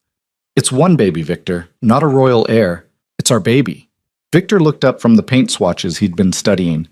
And I want everything to be perfect. Nothing is ever perfect, Elena reminded him gently, but she appreciated his enthusiasm even as she vetoed his more extravagant ideas. No, they didn't need a custom mural that cost $15,000. Yes, a regular crib would work just fine instead of the handcrafted Italian one he'd found online. But there were still moments when the weight of Victor's past crashed into their carefully constructed present. Like the afternoon Elena found him in his study, staring at a file folder with an expression of profound guilt. What's wrong? She asked from the doorway. Victor looked up and she saw the torment in his eyes. Do you know what I did to build this empire? Elena's stomach tightened. Victor? No, you should know. He stood, crossing to hand her the folder. You should know exactly what kind of man you married. Elena opened the file with shaking hands. Inside were police reports, newspaper clippings, grainy photographs, evidence of violence, intimidation, crimes that made her blood run cold. She saw Victor's name again and again, saw the destruction he'd caused in building his power base. I've hurt people, Victor said quietly. Ruined lives. Made decisions that put money and power above human decency. And now I'm about to be a father, and I don't know how to reconcile what I've done with the man I'm trying to become. Elena set the folder down carefully. Why are you showing me this now? Because you deserve to know the truth, all of it. Victor's voice was raw. Before you commit to this life completely, You should understand what you're getting into. The man I was, the things I did, they don't just disappear because I've signed some contracts. I know that. Elena moved closer to him. Victor, I'm not naive. I knew what you were when I married you. Maybe not the specifics, but I knew you weren't innocent. Knowing in theory and seeing the evidence are different things. Yes, they are. Elena picked up one of the photos. A younger Victor, harder around the edges, standing over someone who'd clearly just been beaten. This man scares me. But he's not the man standing in front of me now. Isn't he? Victor's laugh was bitter. Elena, I threatened to hunt down and kill everyone Santos loved just last week. That violent man is still inside me. To protect me and our baby. Elena set the photo down. Victor, I'm not going to stand here and tell you that your past doesn't matter, because it does. But I'm also not going to condemn you for things you did in a world I don't fully understand. What I care about is who you are now and who you're trying to become. And if I can't become that better person, if the violence is too ingrained, Elena took his face in her hands, forcing him to look at her. Then we'll figure it out together. But I believe in you, Victor. I believe you can change because I've already seen you changing. The man who paid for Lily's mother's treatment, who followed me for months just to keep me safe, who was willing to give up everything to save my life. That's not a monster. That's a man capable of tremendous love and sacrifice. Victor's eyes shone with unshed tears. I don't deserve you. Probably not, Elena smiled. But you're stuck with me anyway. He pulled her into his arms, holding her like she was the only solid thing in a tilting world. I'm going to make this right, he said against her hair. The people I've hurt, the damage I've done, I'm going to find a way to balance the scales. How? I don't know yet, but I have some ideas. Victor pulled back, and Elena saw determination replacing the guilt in his expression. What if we started a foundation? Use some of our money to help the communities I've harmed? Elena's heart swelled. What kind of foundation? Education, maybe. Job training for people trying to escape the life I profited from. Support for families affected by violence. Victor was warming to the idea now. We could fund programs that give people alternatives, opportunities I never offered when I was just taking from them. I love that idea. Elena's mind was already racing with possibilities. We could start in the neighborhoods most affected by gang activity, offer scholarships, mentorship programs, small business loans. You'd help me run it? Victor's hope was almost childlike. Of course I would. We're partners, remember? Elena grinned. Besides, someone needs to keep you from trying to throw too much money at every problem. I do not throw money at problems, Victor protested. Elena raised an eyebrow. The $15,000 nursery mural says otherwise. Despite the heavy conversation, Victor laughed. It was a sound Elena had missed desperately during their separation. Genuine, unguarded joy. They spent the rest of the afternoon planning, sketching out ideas for the foundation on legal pads. What had started as a conversation about Victor's guilt transformed into something hopeful. A roadmap for redemption built on action rather than regret. As the sun set outside the study windows, Elena felt something shift between them. They weren't just rebuilding their marriage anymore. They were building something entirely new. A partnership that acknowledged the past while actively working to create a better future. We should celebrate, Victor said as they finished outlining their initial foundation goals. Celebrate what? You, me, this. Victor gestured at the pages of notes scattered across his desk. The fact that we survived 3 months apart and came back stronger, that we're having a baby, that we found a way to turn my criminal empire into something legitimate, that you're the most incredible woman in the world, and somehow you choose to love me anyway. Elena laughed. That's a lot to celebrate. So we'll need a lot of champagne.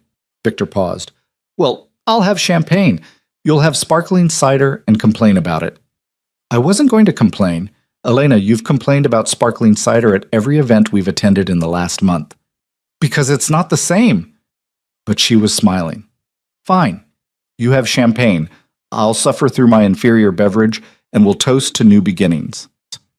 They ended up on the terrace overlooking the gardens, the Miami skyline glittering in the distance. Victor produced an expensive bottle of champagne and poured sparkling cider for Elena with exaggerated ceremony. To new beginnings, he said, raising his glass. To second chances, Elena added. To our family. Victor's hand found her stomach, his touch gentle and reverent. They clinked glasses and drank, the moment feeling suspended in time, perfect and fragile and full of promise. I have something for you, Victor said suddenly, setting down his glass and reaching into his pocket. He pulled out a small velvet box, and Elena's heart stuttered. Victor, we're already married. I know. He opened the box to reveal a stunning diamond necklace, delicate and elegant. This isn't an engagement ring. It's something else. Something I should have given you a long time ago. He moved behind her, lifting her hair to fasten the necklace around her throat. The diamonds caught the moonlight, sparkling against her skin. Do you remember what you said to me on our wedding day? Victor asked, his hands resting on her shoulders. Right before we walked down the aisle. Elena thought back to that day 2 years ago, to the nervous girl she'd been. I said I was scared. And I said I would never give you a reason to be. Victor turned her to face him. Then I broke that promise by keeping secrets, by letting my work come between us, by not fighting hard enough for us when you left. This necklace is a new promise, Elena. I will never take you for granted again. I will never let you doubt how much you mean to me. And I will spend every day proving that choosing me was the right decision. Tears streamed down Elena's face. You already have, Victor. Every day since you found me in that parking garage, you've shown me who you really are, and I love what I see. They kissed under the stars, two people who'd been broken apart and forged back together into something stronger. When they finally pulled apart, Elena rested her head on Victor's chest and watched the city lights below. I have something to tell you, she said quietly. Victor's arms tightened around her. What is it? I went to the doctor yesterday for an additional checkup. Elena felt her smile growing. Doctor, Chen wanted to do another ultrasound because she thought she heard something unusual during the last visit. Victor pulled back, concern etching his features. Is something wrong? Is the baby... The baby is fine. Elena couldn't hold back her grin any longer. Babies, actually, plural. For a moment, Victor just stared at her. Then understanding dawned, and his expression went through a rapid series of changes. Shock, disbelief, wonder, and finally pure joy. Twins? His voice cracked on the word. We're having twins? We're having twins. Elena laughed at his stunned expression. Dr. Chen said the second heartbeat was hiding behind the first, which is why we didn't catch it earlier. But there are definitely 2 babies in there. Victor dropped to his knees, pressing his face to Elena's stomach with something like reverence. 2 babies, he whispered. 2 perfect, healthy babies. We're going to need a bigger nursery, Elena said, running her fingers through his hair. And 2 of everything. And possibly a nanny because I don't know how we're going to handle 2 newborns alone. Victor looked up at her, his eyes shining. We'll figure it out. Together. Just like we've figured out everything else. Together, Elena agreed, pulling him to his feet. Always together. They stood there on the terrace, wrapped in each other's arms, as Miami hummed with life below them. Somewhere out there, Marco Santos was running the empire Victor had built. Somewhere out there, people were making deals and breaking laws and living the life Victor was leaving behind. But here, in this moment, none of that mattered. All that mattered was the woman in Victor's arms, the 2 lives growing inside her, and the future they were building together. I never thought I'd have this, Victor said quietly. A real family, a clean life, a chance to be something more than what my father made me. You always had the chance, Elena replied. You just needed someone to believe you could take it. And you believe in me? Elena pulled back to look at him, this man who'd been a stranger, then a lover, then a husband, then almost lost forever. This man who'd tracked her down and fought for their marriage and was now willing to dismantle everything he'd built for a chance at redemption. I believe in us, she said, and that's enough. Victor kissed her then, slow and deep and full of promise. When they finally went inside, hand in hand, Elena felt something she hadn't felt in months. Hope. Real, solid hope that they could make this work. That the past didn't have to define the future. That love, combined with determination and honesty, could overcome almost anything. Later that night, as they lay in bed with Victor's hand resting on her growing belly, Elena thought about the journey that had brought them here. The betrayal that wasn't. The separation that had nearly destroyed them, the warehouse confrontation that had changed everything. "What are you thinking about?" Victor murmured in the darkness. "How lucky we are," Elena said, "that we got a second chance, that we didn't give up on each other, even when it would have been easier. Giving up on you has never been an option." Victor pulled her closer. "You're the best thing that ever happened to me, Elena. You and these babies, you're my whole world." Elena smiled against his chest. "Good, because you're stuck with us now. Exactly where I want to be." They fell asleep like that, intertwined and at peace, ready to face whatever challenges tomorrow would bring. Together. The foundation became Elena's obsession over the following months. While her belly swelled with twins, she threw herself into building something meaningful from the ashes of Victor's former empire. They named it Primavera, spring, renewal, new beginnings. The office space Victor secured was in one of Miami's most neglected neighborhoods, a deliberate choice. Elena spent her days interviewing potential staff, designing programs, and meeting with community leaders who were understandably skeptical of a crime boss's sudden philanthropic turn.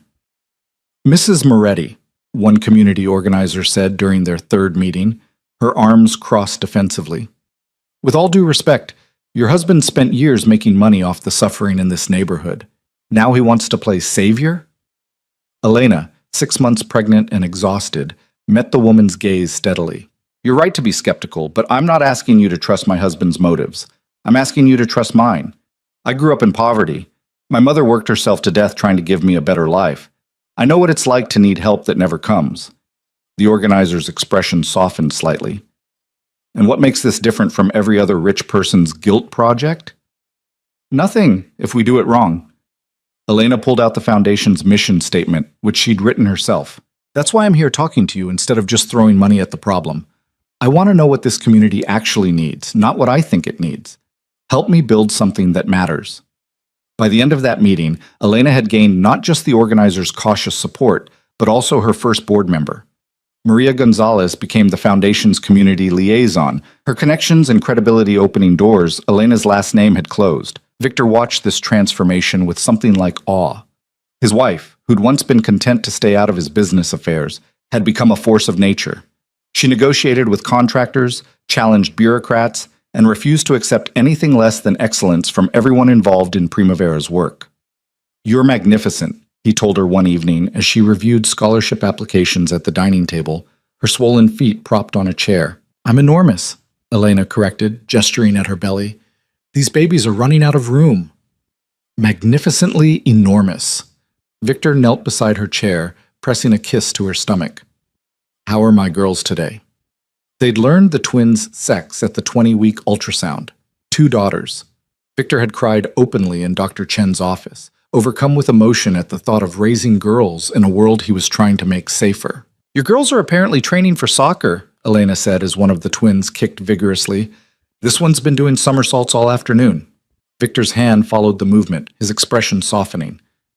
"They're strong, like their mother." "They're going to be spoiled rotten by their father," Elena countered. "I saw the receipts for the nursery furniture, Victor. We talked about this." "We talked about not spending $15,000 on a mural," Victor said innocently. "We never discussed furniture budgets." "Because I assumed you'd use common sense? Common sense says my daughters deserve the best of everything." Elena sighed, but she was smiling. This was a familiar argument, one they had at least weekly as Victor's excitement about fatherhood manifested in increasingly extravagant purchases. The nursery now contained 2 state-of-the-art cribs, a rocking chair that probably cost more than Elena's first car, and enough baby clothes to outfit a small army. "We need to talk about names, Mats," Elena said, changing the subject. "We can't keep calling them Baby A and Baby B." Victor settled into the chair beside her, his expression thoughtful. "I've been thinking about that. What about Sophia? For one of them." "Sophia Moretti." Elena tested the name, feeling how it fit. "I like it. It's beautiful. What about the other one?" "I was hoping you'd choose." Victor took her hand. "Something that means something to you." Elena thought about her mother, about the strength and sacrifice that had defined her short life. "Isabella." "My mother's middle name, Sophia and Isabella Moretti." "Perfect." Victor lifted her hand to his lips. "Absolutely perfect." The conversation was interrupted by Victor's phone buzzing. He glanced at the screen and his expression darkened. It's Santos. Elena tensed. The partnership had been running smoothly for months, but she'd never fully relaxed around Marco Santos. The man who'd once held a gun to her head was now her husband's business partner, and the cognitive dissonance never quite faded. Take it, she said. I'll finish reviewing these applications. Victor stepped into his study, and Elena tried to focus on the scholarship essays in front of her. Each one was a story of struggle and determination, kids trying to escape the same kind of poverty and violence that had once funded Victor's empire. She was deep into a particularly moving essay about a girl who wanted to become a nurse when Victor returned, his face pale. What's wrong? Elena set down her pen immediately. Santos is dead. Victor's voice was flat, emotionless in the way it got when he was processing shock. Shot outside his office an hour ago. His second-in-command called to let me know. Elena's hand flew to her stomach protectively. Who did it? They don't know yet. Could be retaliation from one of his enemies. Could be internal power struggle. Victor sank into his chair, running his hands through his hair. But there's a problem, Elena. The partnership agreement has a clause. If Santos dies without a designated successor, operational control reverts to me. The implications crashed over Elena like a wave. No, we got out. You got out. The lawyers are looking into it, seeing if there's any way to dissolve the partnership entirely, but right now, technically, I just inherited back everything I signed over to Santos. Victor looked at her, and she saw the fear in his eyes. I'm right back where I started. Elena's mind raced. They'd worked so hard to build their new life, to create distance from Victor's criminal past. The foundation was just getting off the ground, the twins were due in 3 months, and now this. There has to be another way, she said firmly. We didn't come this far to slide backward. I'm open to suggestions. Victor's voice held a note of desperation. Because right now, Santos's entire organization is leaderless, and nature abhors a vacuum. If I don't step in, someone else will, and the transition could turn bloody. Elena stood, pacing despite her ungainly bulk. What if we accelerate the legitimization process? Take everything Santos was running and immediately transition it to legal operations? That would take months, maybe years. And in the meantime, there are people counting on those operations for their livelihoods, legal and otherwise. Then we find someone else to take over the illegal parts. Someone who can maintain stability while we transition everything else. Elena stopped pacing, struck by a sudden thought. What about Santos's second-in-command, the one who called you? Diego Martinez? Victor considered. He's capable, has Santos's people's respect. But he doesn't have the capital or connections to take full control. So we back him. Elena's plan was crystallizing as she spoke. We provide the financial support and political connections he needs to take over, but we structure it so we have no operational involvement. He runs the day-to-day, we provide stability during the transition, and we use that leverage to push for rapid legitimization of everything that can be legitimized. Victor stared at her. You want to essentially do the same deal we did with Santos, but with his replacement. No, I want to do it better. Elena moved back to the table, grabbing a legal pad and starting to sketch out ideas. This time, we build in mandatory timelines for going legitimate. Every operation has to transition to legal business within 2 years or be dissolved. We make Martinez a partner in the legitimate ventures, so he has incentive to make the transition work. And we establish clear exit terms, so when everything is legal, we can walk away completely. And if Martinez doesn't want that deal, then we find someone who does. Elena met his eyes. Victor, we have leverage right now. We have the money, the connections, the legitimacy that whoever takes over will need. We can dictate terms in a way you couldn't when Santos had a gun to my head. Victor was quiet for a long moment, his expression shifting from despair to consideration to something like hope. It could work. It would be risky, but it could work. Everything we've done has been risky. Elena reached across the table to take his hand. But we've made it work every time. We can do this. The next week was a blur of meetings and negotiations. Diego Martinez turned out to be more reasonable than Santos had been, perhaps chastened by his former boss's violent end. He listened to Elena's proposal with careful attention, asking smart questions and pushing back on terms that were too restrictive. 2 years is aggressive, Martinez said during their third meeting. Some of these operations are deeply entrenched. Transitioning them that fast could cause instability. Then we build in phases, Elena countered. She was 7 months pregnant now, her energy flagging but her mind sharp. Year 1, we transition the most straightforward operations, the shipping companies, the real estate holdings, anything that's already quasi-legitimate. Year 2, we tackle the harder stuff with the infrastructure we've built. And the operations that can't be legitimized? Dissolved, Victor said firmly. Martinez, I'm not trying to put you out of business. I'm trying to build you a better business. One that doesn't end with you shot outside your office like Santos. The blunt words hung in the air. Martinez leaned back in his chair, his expression thoughtful. And after 2 years, when everything is legitimate, what then? Then you buy us out. Elena slid a folder across the table. These are the terms. Fair market value for our ownership stake, paid out over 5 years. You get full control of a legitimate, profitable enterprise. We get our complete exit. Martinez reviewed the terms carefully. Finally, he looked up and extended his hand. You have a deal, Mrs. Moretti. Your husband is lucky to have such a brilliant partner. Don't I know it? Victor said, his hand finding Elena's under the table and squeezing.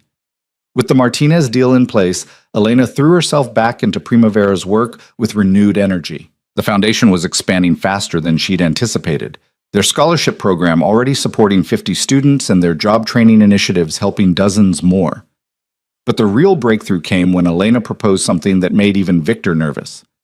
I want to hire people with criminal records, she announced at a foundation board meeting. People who've served their time and are trying to rebuild their lives but can't get jobs because of their past. Maria Gonzalez nodded enthusiastically, but one of the other board members, a banker Victor had recruited, looked skeptical. That's a significant liability, Mrs. Moretti. So is letting talented, motivated people fall back into crime because legitimate society won't give them a chance, Elena countered. We do background checks, we have probationary periods, we provide support and oversight. But we also provide opportunity. Isn't that what Primavera is supposed to be about? She's right. Victor's voice carried quiet authority. I know better than anyone how hard it is to leave that life behind. If we're serious about breaking cycles of poverty and violence, we have to be willing to take risks on people who are trying to change. The program launched 2 months later with 5 hires, men and women who'd served time for nonviolent offenses, and were now working in Primavera's administrative offices, job training programs, and community outreach. Elena made a point of learning each person's story, of understanding what had led them to crime and what they hoped to build now. One of those hires was a young man named Jason, who'd done 3 years for drug dealing and was now helping run Primavera's mentorship program. Elena was reviewing his first month's performance reports when her water broke. Victor, she called from her office, looking down at the puddle spreading across the floor. Victor, it's time. The controlled chaos that followed would have been funny if Elena hadn't been contracting every few minutes. Victor appeared within seconds, phone already in hand, calling Dr. Chen. Maria materialized to grab Elena's hospital bag, already packed and waiting for this moment. Jason and 2 other staff members cleared a path to the car while fielding the calls that kept coming in. We've got this, Mrs. Moretti, Jason assured her as Victor helped her into the car. Don't worry about anything here, just focus on those babies.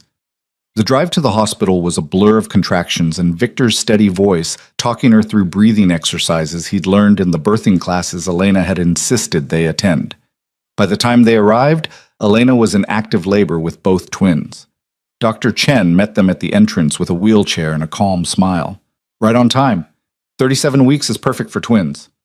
The next 6 hours were intense. Elena had opted for a natural birth despite the risks with twins, and Dr. Chen had supported her choice while making sure they were prepared for any complications. Victor stayed by her side the entire time, holding her hand through contractions, wiping her face with cool cloths, murmuring encouragement when the pain made her want to give up. I can't do this, Elena gasped during a particularly brutal contraction. Victor, I can't.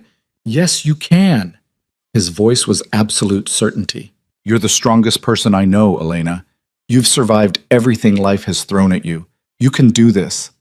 Easy for you to say, she panted. You're not the one. Oh, God. I know, baby, I know. But you're almost there. Dr. Chen says Sophia is crowning. Just a little more. Sophia entered the world at 11:47 p.m., screaming her displeasure at being evicted from her comfortable home. Victor cut the umbilical cord with shaking hands, tears streaming down his face as the nurses cleaned their first daughter and placed her on Elena's chest. "She's perfect," Elena sobbed, looking down at the tiny, wrinkled, beautiful creature in her arms. "Victor, she's perfect." "Just like her mother." Victor kissed Elena's forehead. "You did it, love. You did it." But they weren't done yet. Isabella, true to the personality she'd shown in utero, took her time. Another hour of labor, another round of pushing, and then she was there. Smaller than her sister, quieter, but equally perfect. Victor held both daughters while the doctors attended to Elena, his expression one of such profound wonder that it made Elena's heart ache even through her exhaustion. This man, this former crime boss who'd built an empire on fear and violence, cradled his newborn daughters like they were made of spun glass. "Hello, Sophia. Hello, Isabella," he murmured. "I'm your daddy, and I promise you both. I'm going to spend every day of my life making sure you grow up in a world better than the one I came from." Elena watched through heavy-lidded eyes as Victor made his vows to their daughters, and she knew with absolute certainty that he would keep them. This was why they'd fought so hard to change, to build something better. Not just for themselves, but for these two tiny humans who deserved a father they could be proud of. The next few days passed in a haze of sleepless nights, endless feedings, and the particular chaos of newborn twins. Victor proved surprisingly adept at diaper changes and middle-of-the-night bottle preparation, often insisting Elena rest while he handled both babies. "You need sleep," he said on the third night home when Elena tried to get up for the fourth time. "I've got them." "You have a business to run," Elena protested weakly. "I have a family to take care of. The business can wait." Victor settled into the rocking chair with Isabella while Sophia slept in her bassinet. "Besides, I'm not missing this. They're only this small once." Visitors came in waves. Lily brought enough baby clothes to outfit a daycare. Maria cried over both girls and immediately declared herself their honorary grandmother. Even Diego Martinez sent an enormous flower arrangement and a card congratulating them on their beautiful family. But the most surprising visit came 2 weeks after the twins were born. Elena was in the nursery feeding Sophia when Maria announced they had an unexpected guest. "Mrs. Santos is here," Maria said quietly. "Marco's widow. She's asking to see you and Mr. Victor." Elena's stomach clenched. She'd never met Carmen Santos, had only heard about her in passing. "Give me 10 minutes to finish feeding Sophia, then show her to the living room." Victor appeared in the doorway, clearly having heard. "You don't have to see her. I can handle this." "No." Elena shifted Sophia to her shoulder for burping. "We see her together." Carmen Santos was an elegant woman in her 50s, dressed in black, her eyes red from crying. She stood when Victor and Elena entered, her hands twisting a handkerchief nervously. "Mrs. Santos," Victor said carefully, "I'm sorry for your loss." "Are you?" Carmen's voice was sharp. "My husband died because of his association with you, Mr. Moretti." Elena felt Victor tense beside her, but his voice remained calm. "Your husband died because someone in his organization decided to make a play for power. I had nothing to do with it." "I know that." Carmen's shoulders slumped. "I'm sorry. I'm not here to accuse you. I'm here to—" She broke off, pressing the handkerchief to her eyes. "I'm here to thank you." The words hung in the air, unexpected and confusing. Elena glanced at Victor, who looked equally baffled. "Thank us?" Elena asked gently. "For giving Marco a chance to go legitimate." Carmen sat heavily on the couch. "He never told me the details of your deal, but I knew. I knew he was working with you to clean up the business. And in those last few months, I saw a change in him. He was excited about the future instead of constantly looking over his shoulder. He talked about legitimate business ventures, about building something our children could be proud of." Tears spilled down her cheeks. He didn't get to see it through. But the fact that he tried, that he wanted to change, that means everything to me. So thank you. Thank you for giving him that hope, even if it came too late. Elena found herself moving to sit beside Carmen, taking the older woman's hand. "I'm so sorry you lost him. I know that doesn't help, but I am." "You have beautiful daughters," Carmen said, glancing at the photo of the twins on the mantel. "Love them, protect them, and make sure they never have to live the life I lived.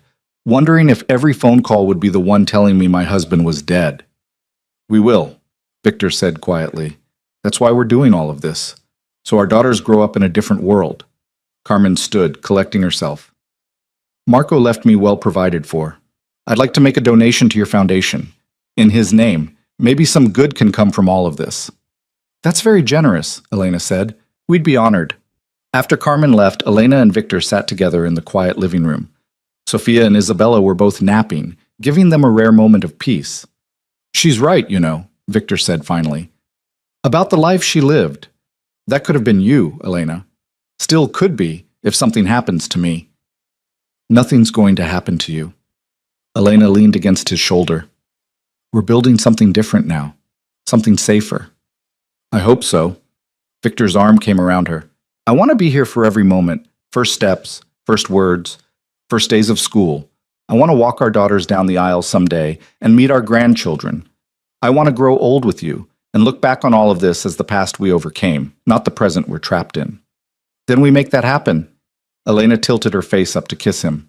Together. The months that followed were a beautiful blur of exhaustion and joy. Sophia and Isabella grew from tiny newborns into chubby, smiling babies with distinct personalities. Sophia was bold and loud, demanding attention with lusty cries. Isabella was quieter, more observant, but just as determined to get what she wanted. Primavera flourished beyond Elena's wildest dreams. The scholarship program expanded to support 200 students. The job training initiative launched 3 new programs. And the Second Chance hiring program became a model that other organizations started copying. Elena found herself increasingly in demand as a speaker, sharing Primavera's story at conferences and fundraisers.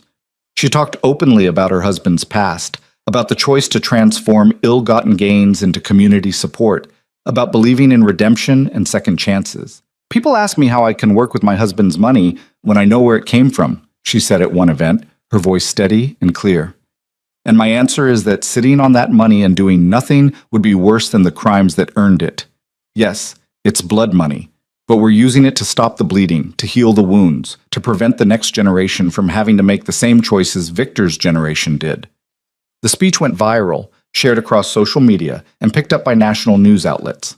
Suddenly, Primavera wasn't just a local foundation. It was a national conversation about redemption, reform, and the responsibility of those who profited from crime to give back to the communities they harmed. Not everyone was supportive. Elena received death threats from people who thought she was glorifying crime. She got hate mail from people who thought criminals didn't deserve second chances. But she also received letters from formerly incarcerated people thanking her for seeing their humanity, from mothers in struggling neighborhoods thanking her for giving their children hope, from people who'd been where Victor was and found inspiration in his transformation. Through it all, Victor supported her. He handled the security concerns, vetted the threats, and made sure Elena and their daughters were protected. But he also stepped back and let Elena be the face of Primavera, understanding that his presence would always carry complicated weight.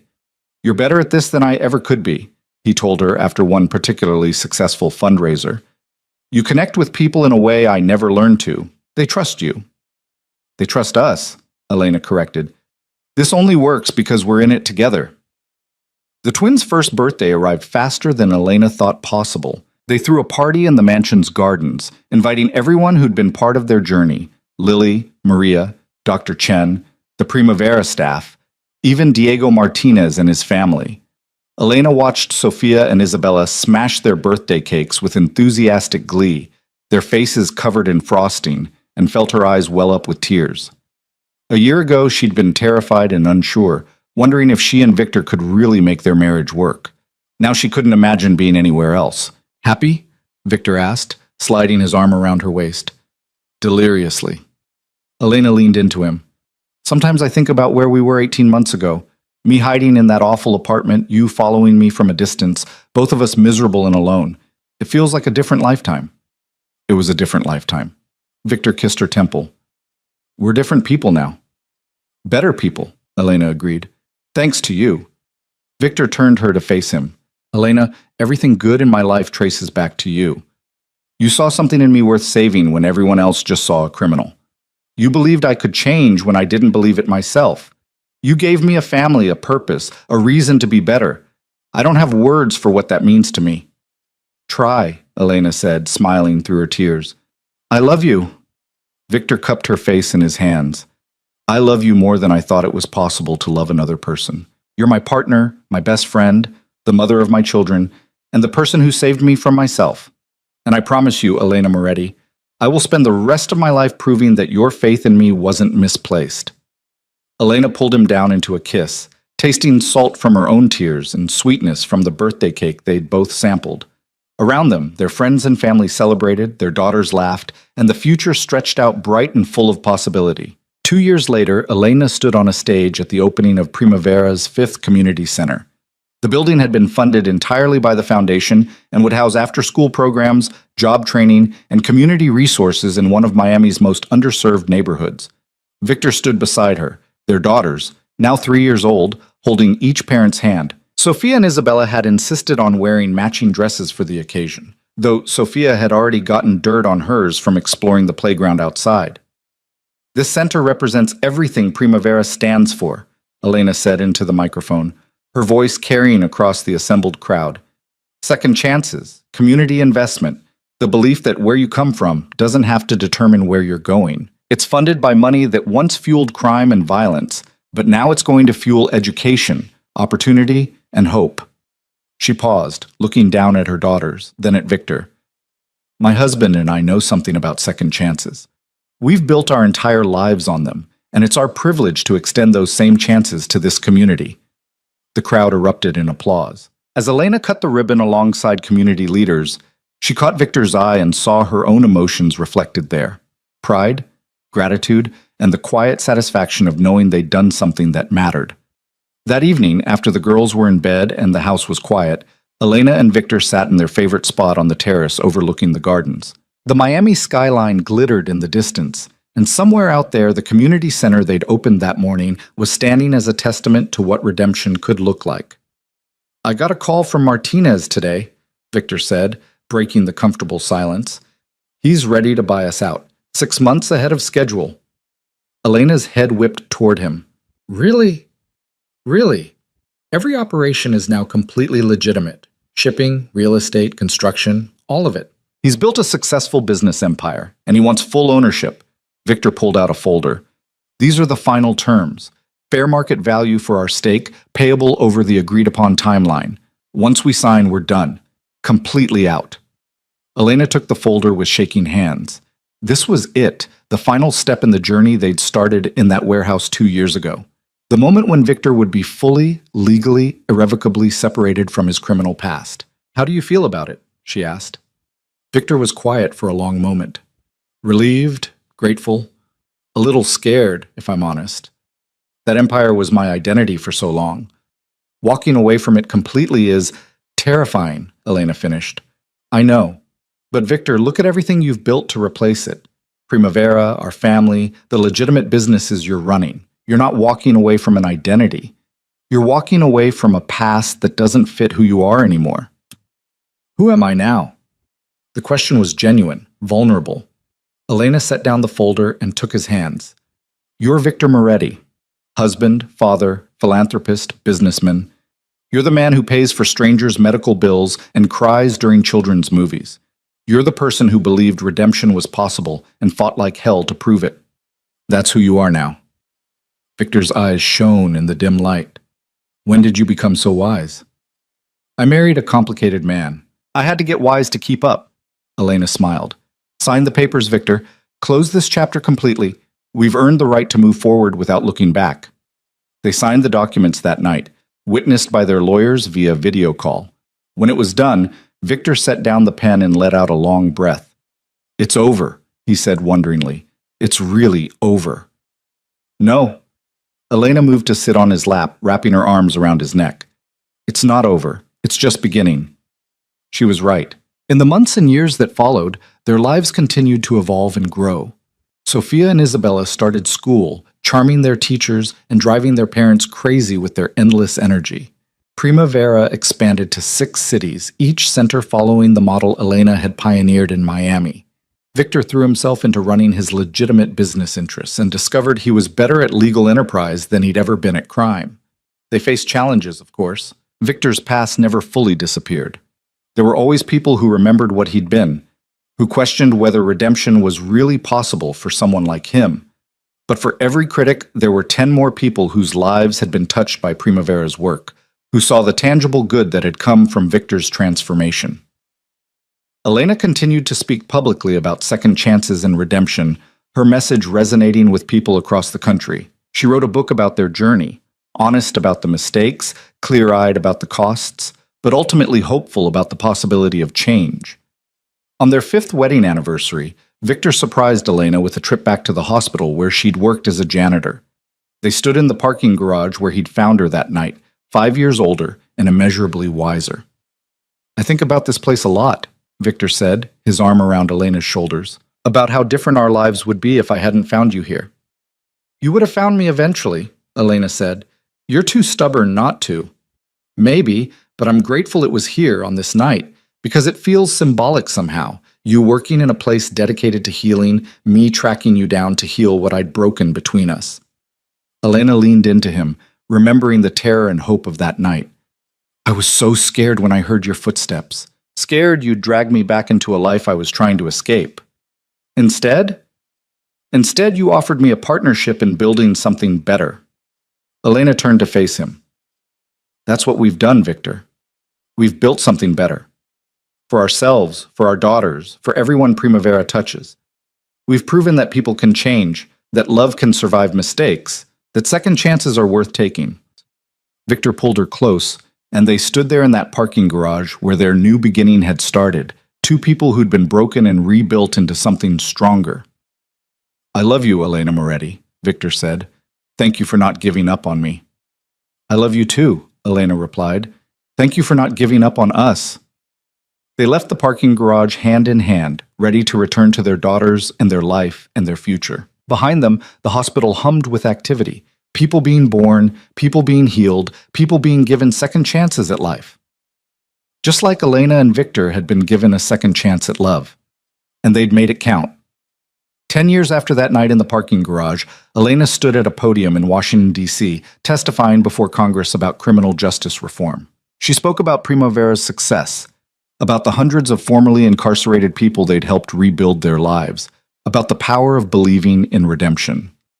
Victor sat in the audience with Sophia and Isabella, now 12 years old and already showing signs of their mother's brilliance and their father's determination. They watched their mother speak truth to power, and Victor felt his heart swell with pride. This was the life they'd built, not perfect, but honest, not without struggles, but full of purpose. Not erasing the past, but refusing to be defined by it. After the testimony, as they walked through the Capitol building, Sophia grabbed Victor's hand. "Dad, when I grow up, I want to help people like Mom does." Victor looked down at his daughter, seeing Elena's compassion reflected in her young face. "Then you will, sweetheart. You can be anything you want to be." "What about you?" Isabella asked. "What did you want to be when you were growing up?" Victor thought about the boy he'd been, raised in violence, groomed to take over a criminal empire. "I wanted to be powerful," he said honestly. "I wanted people to fear and respect me." "And now?" Sophia pressed. "Now I just want to be a good father, a good husband, a good man." Victor pulled both daughters close. "And I want to use whatever power I have to help people instead of hurt them." "Like Mom does with Primavera?" "Exactly like Mom does with Primavera." They found Elena waiting outside, her face flushed with the adrenaline of the testimony. She looked at her family, her husband, her daughters, the life they'd built together, and felt overwhelming gratitude for the journey that had brought them here. "How'd I do?" she asked. "You were amazing," Victor said, pulling her into a kiss that made their daughters giggle and protest. "Gross, Dad," Sophia said, but she was smiling. "You'll understand when you're older," Victor promised. As they walked out of the Capitol building into the bright sunshine, Elena thought about all the moments that had led to this one. The betrayal that wasn't, the separation that had nearly destroyed them, the warehouse confrontation, the twins' birth, the foundation's success, and all the small daily choices to choose love over fear, hope over cynicism, redemption over resignation. Their story wasn't a fairy tale. It was messy and complicated and real, but it was theirs, and they'd fought like hell for every moment of happiness they'd found. Victor's hand found Elena's, their fingers intertwining with the ease of long practice. Their daughters walked ahead, already arguing about where they wanted to go for dinner. The future stretched out before them, full of possibility and promise. And Elena knew, with bone-deep certainty, that whatever challenges came next, they would face them together. Because that's what they'd always done. And that's what they'd always do. Together.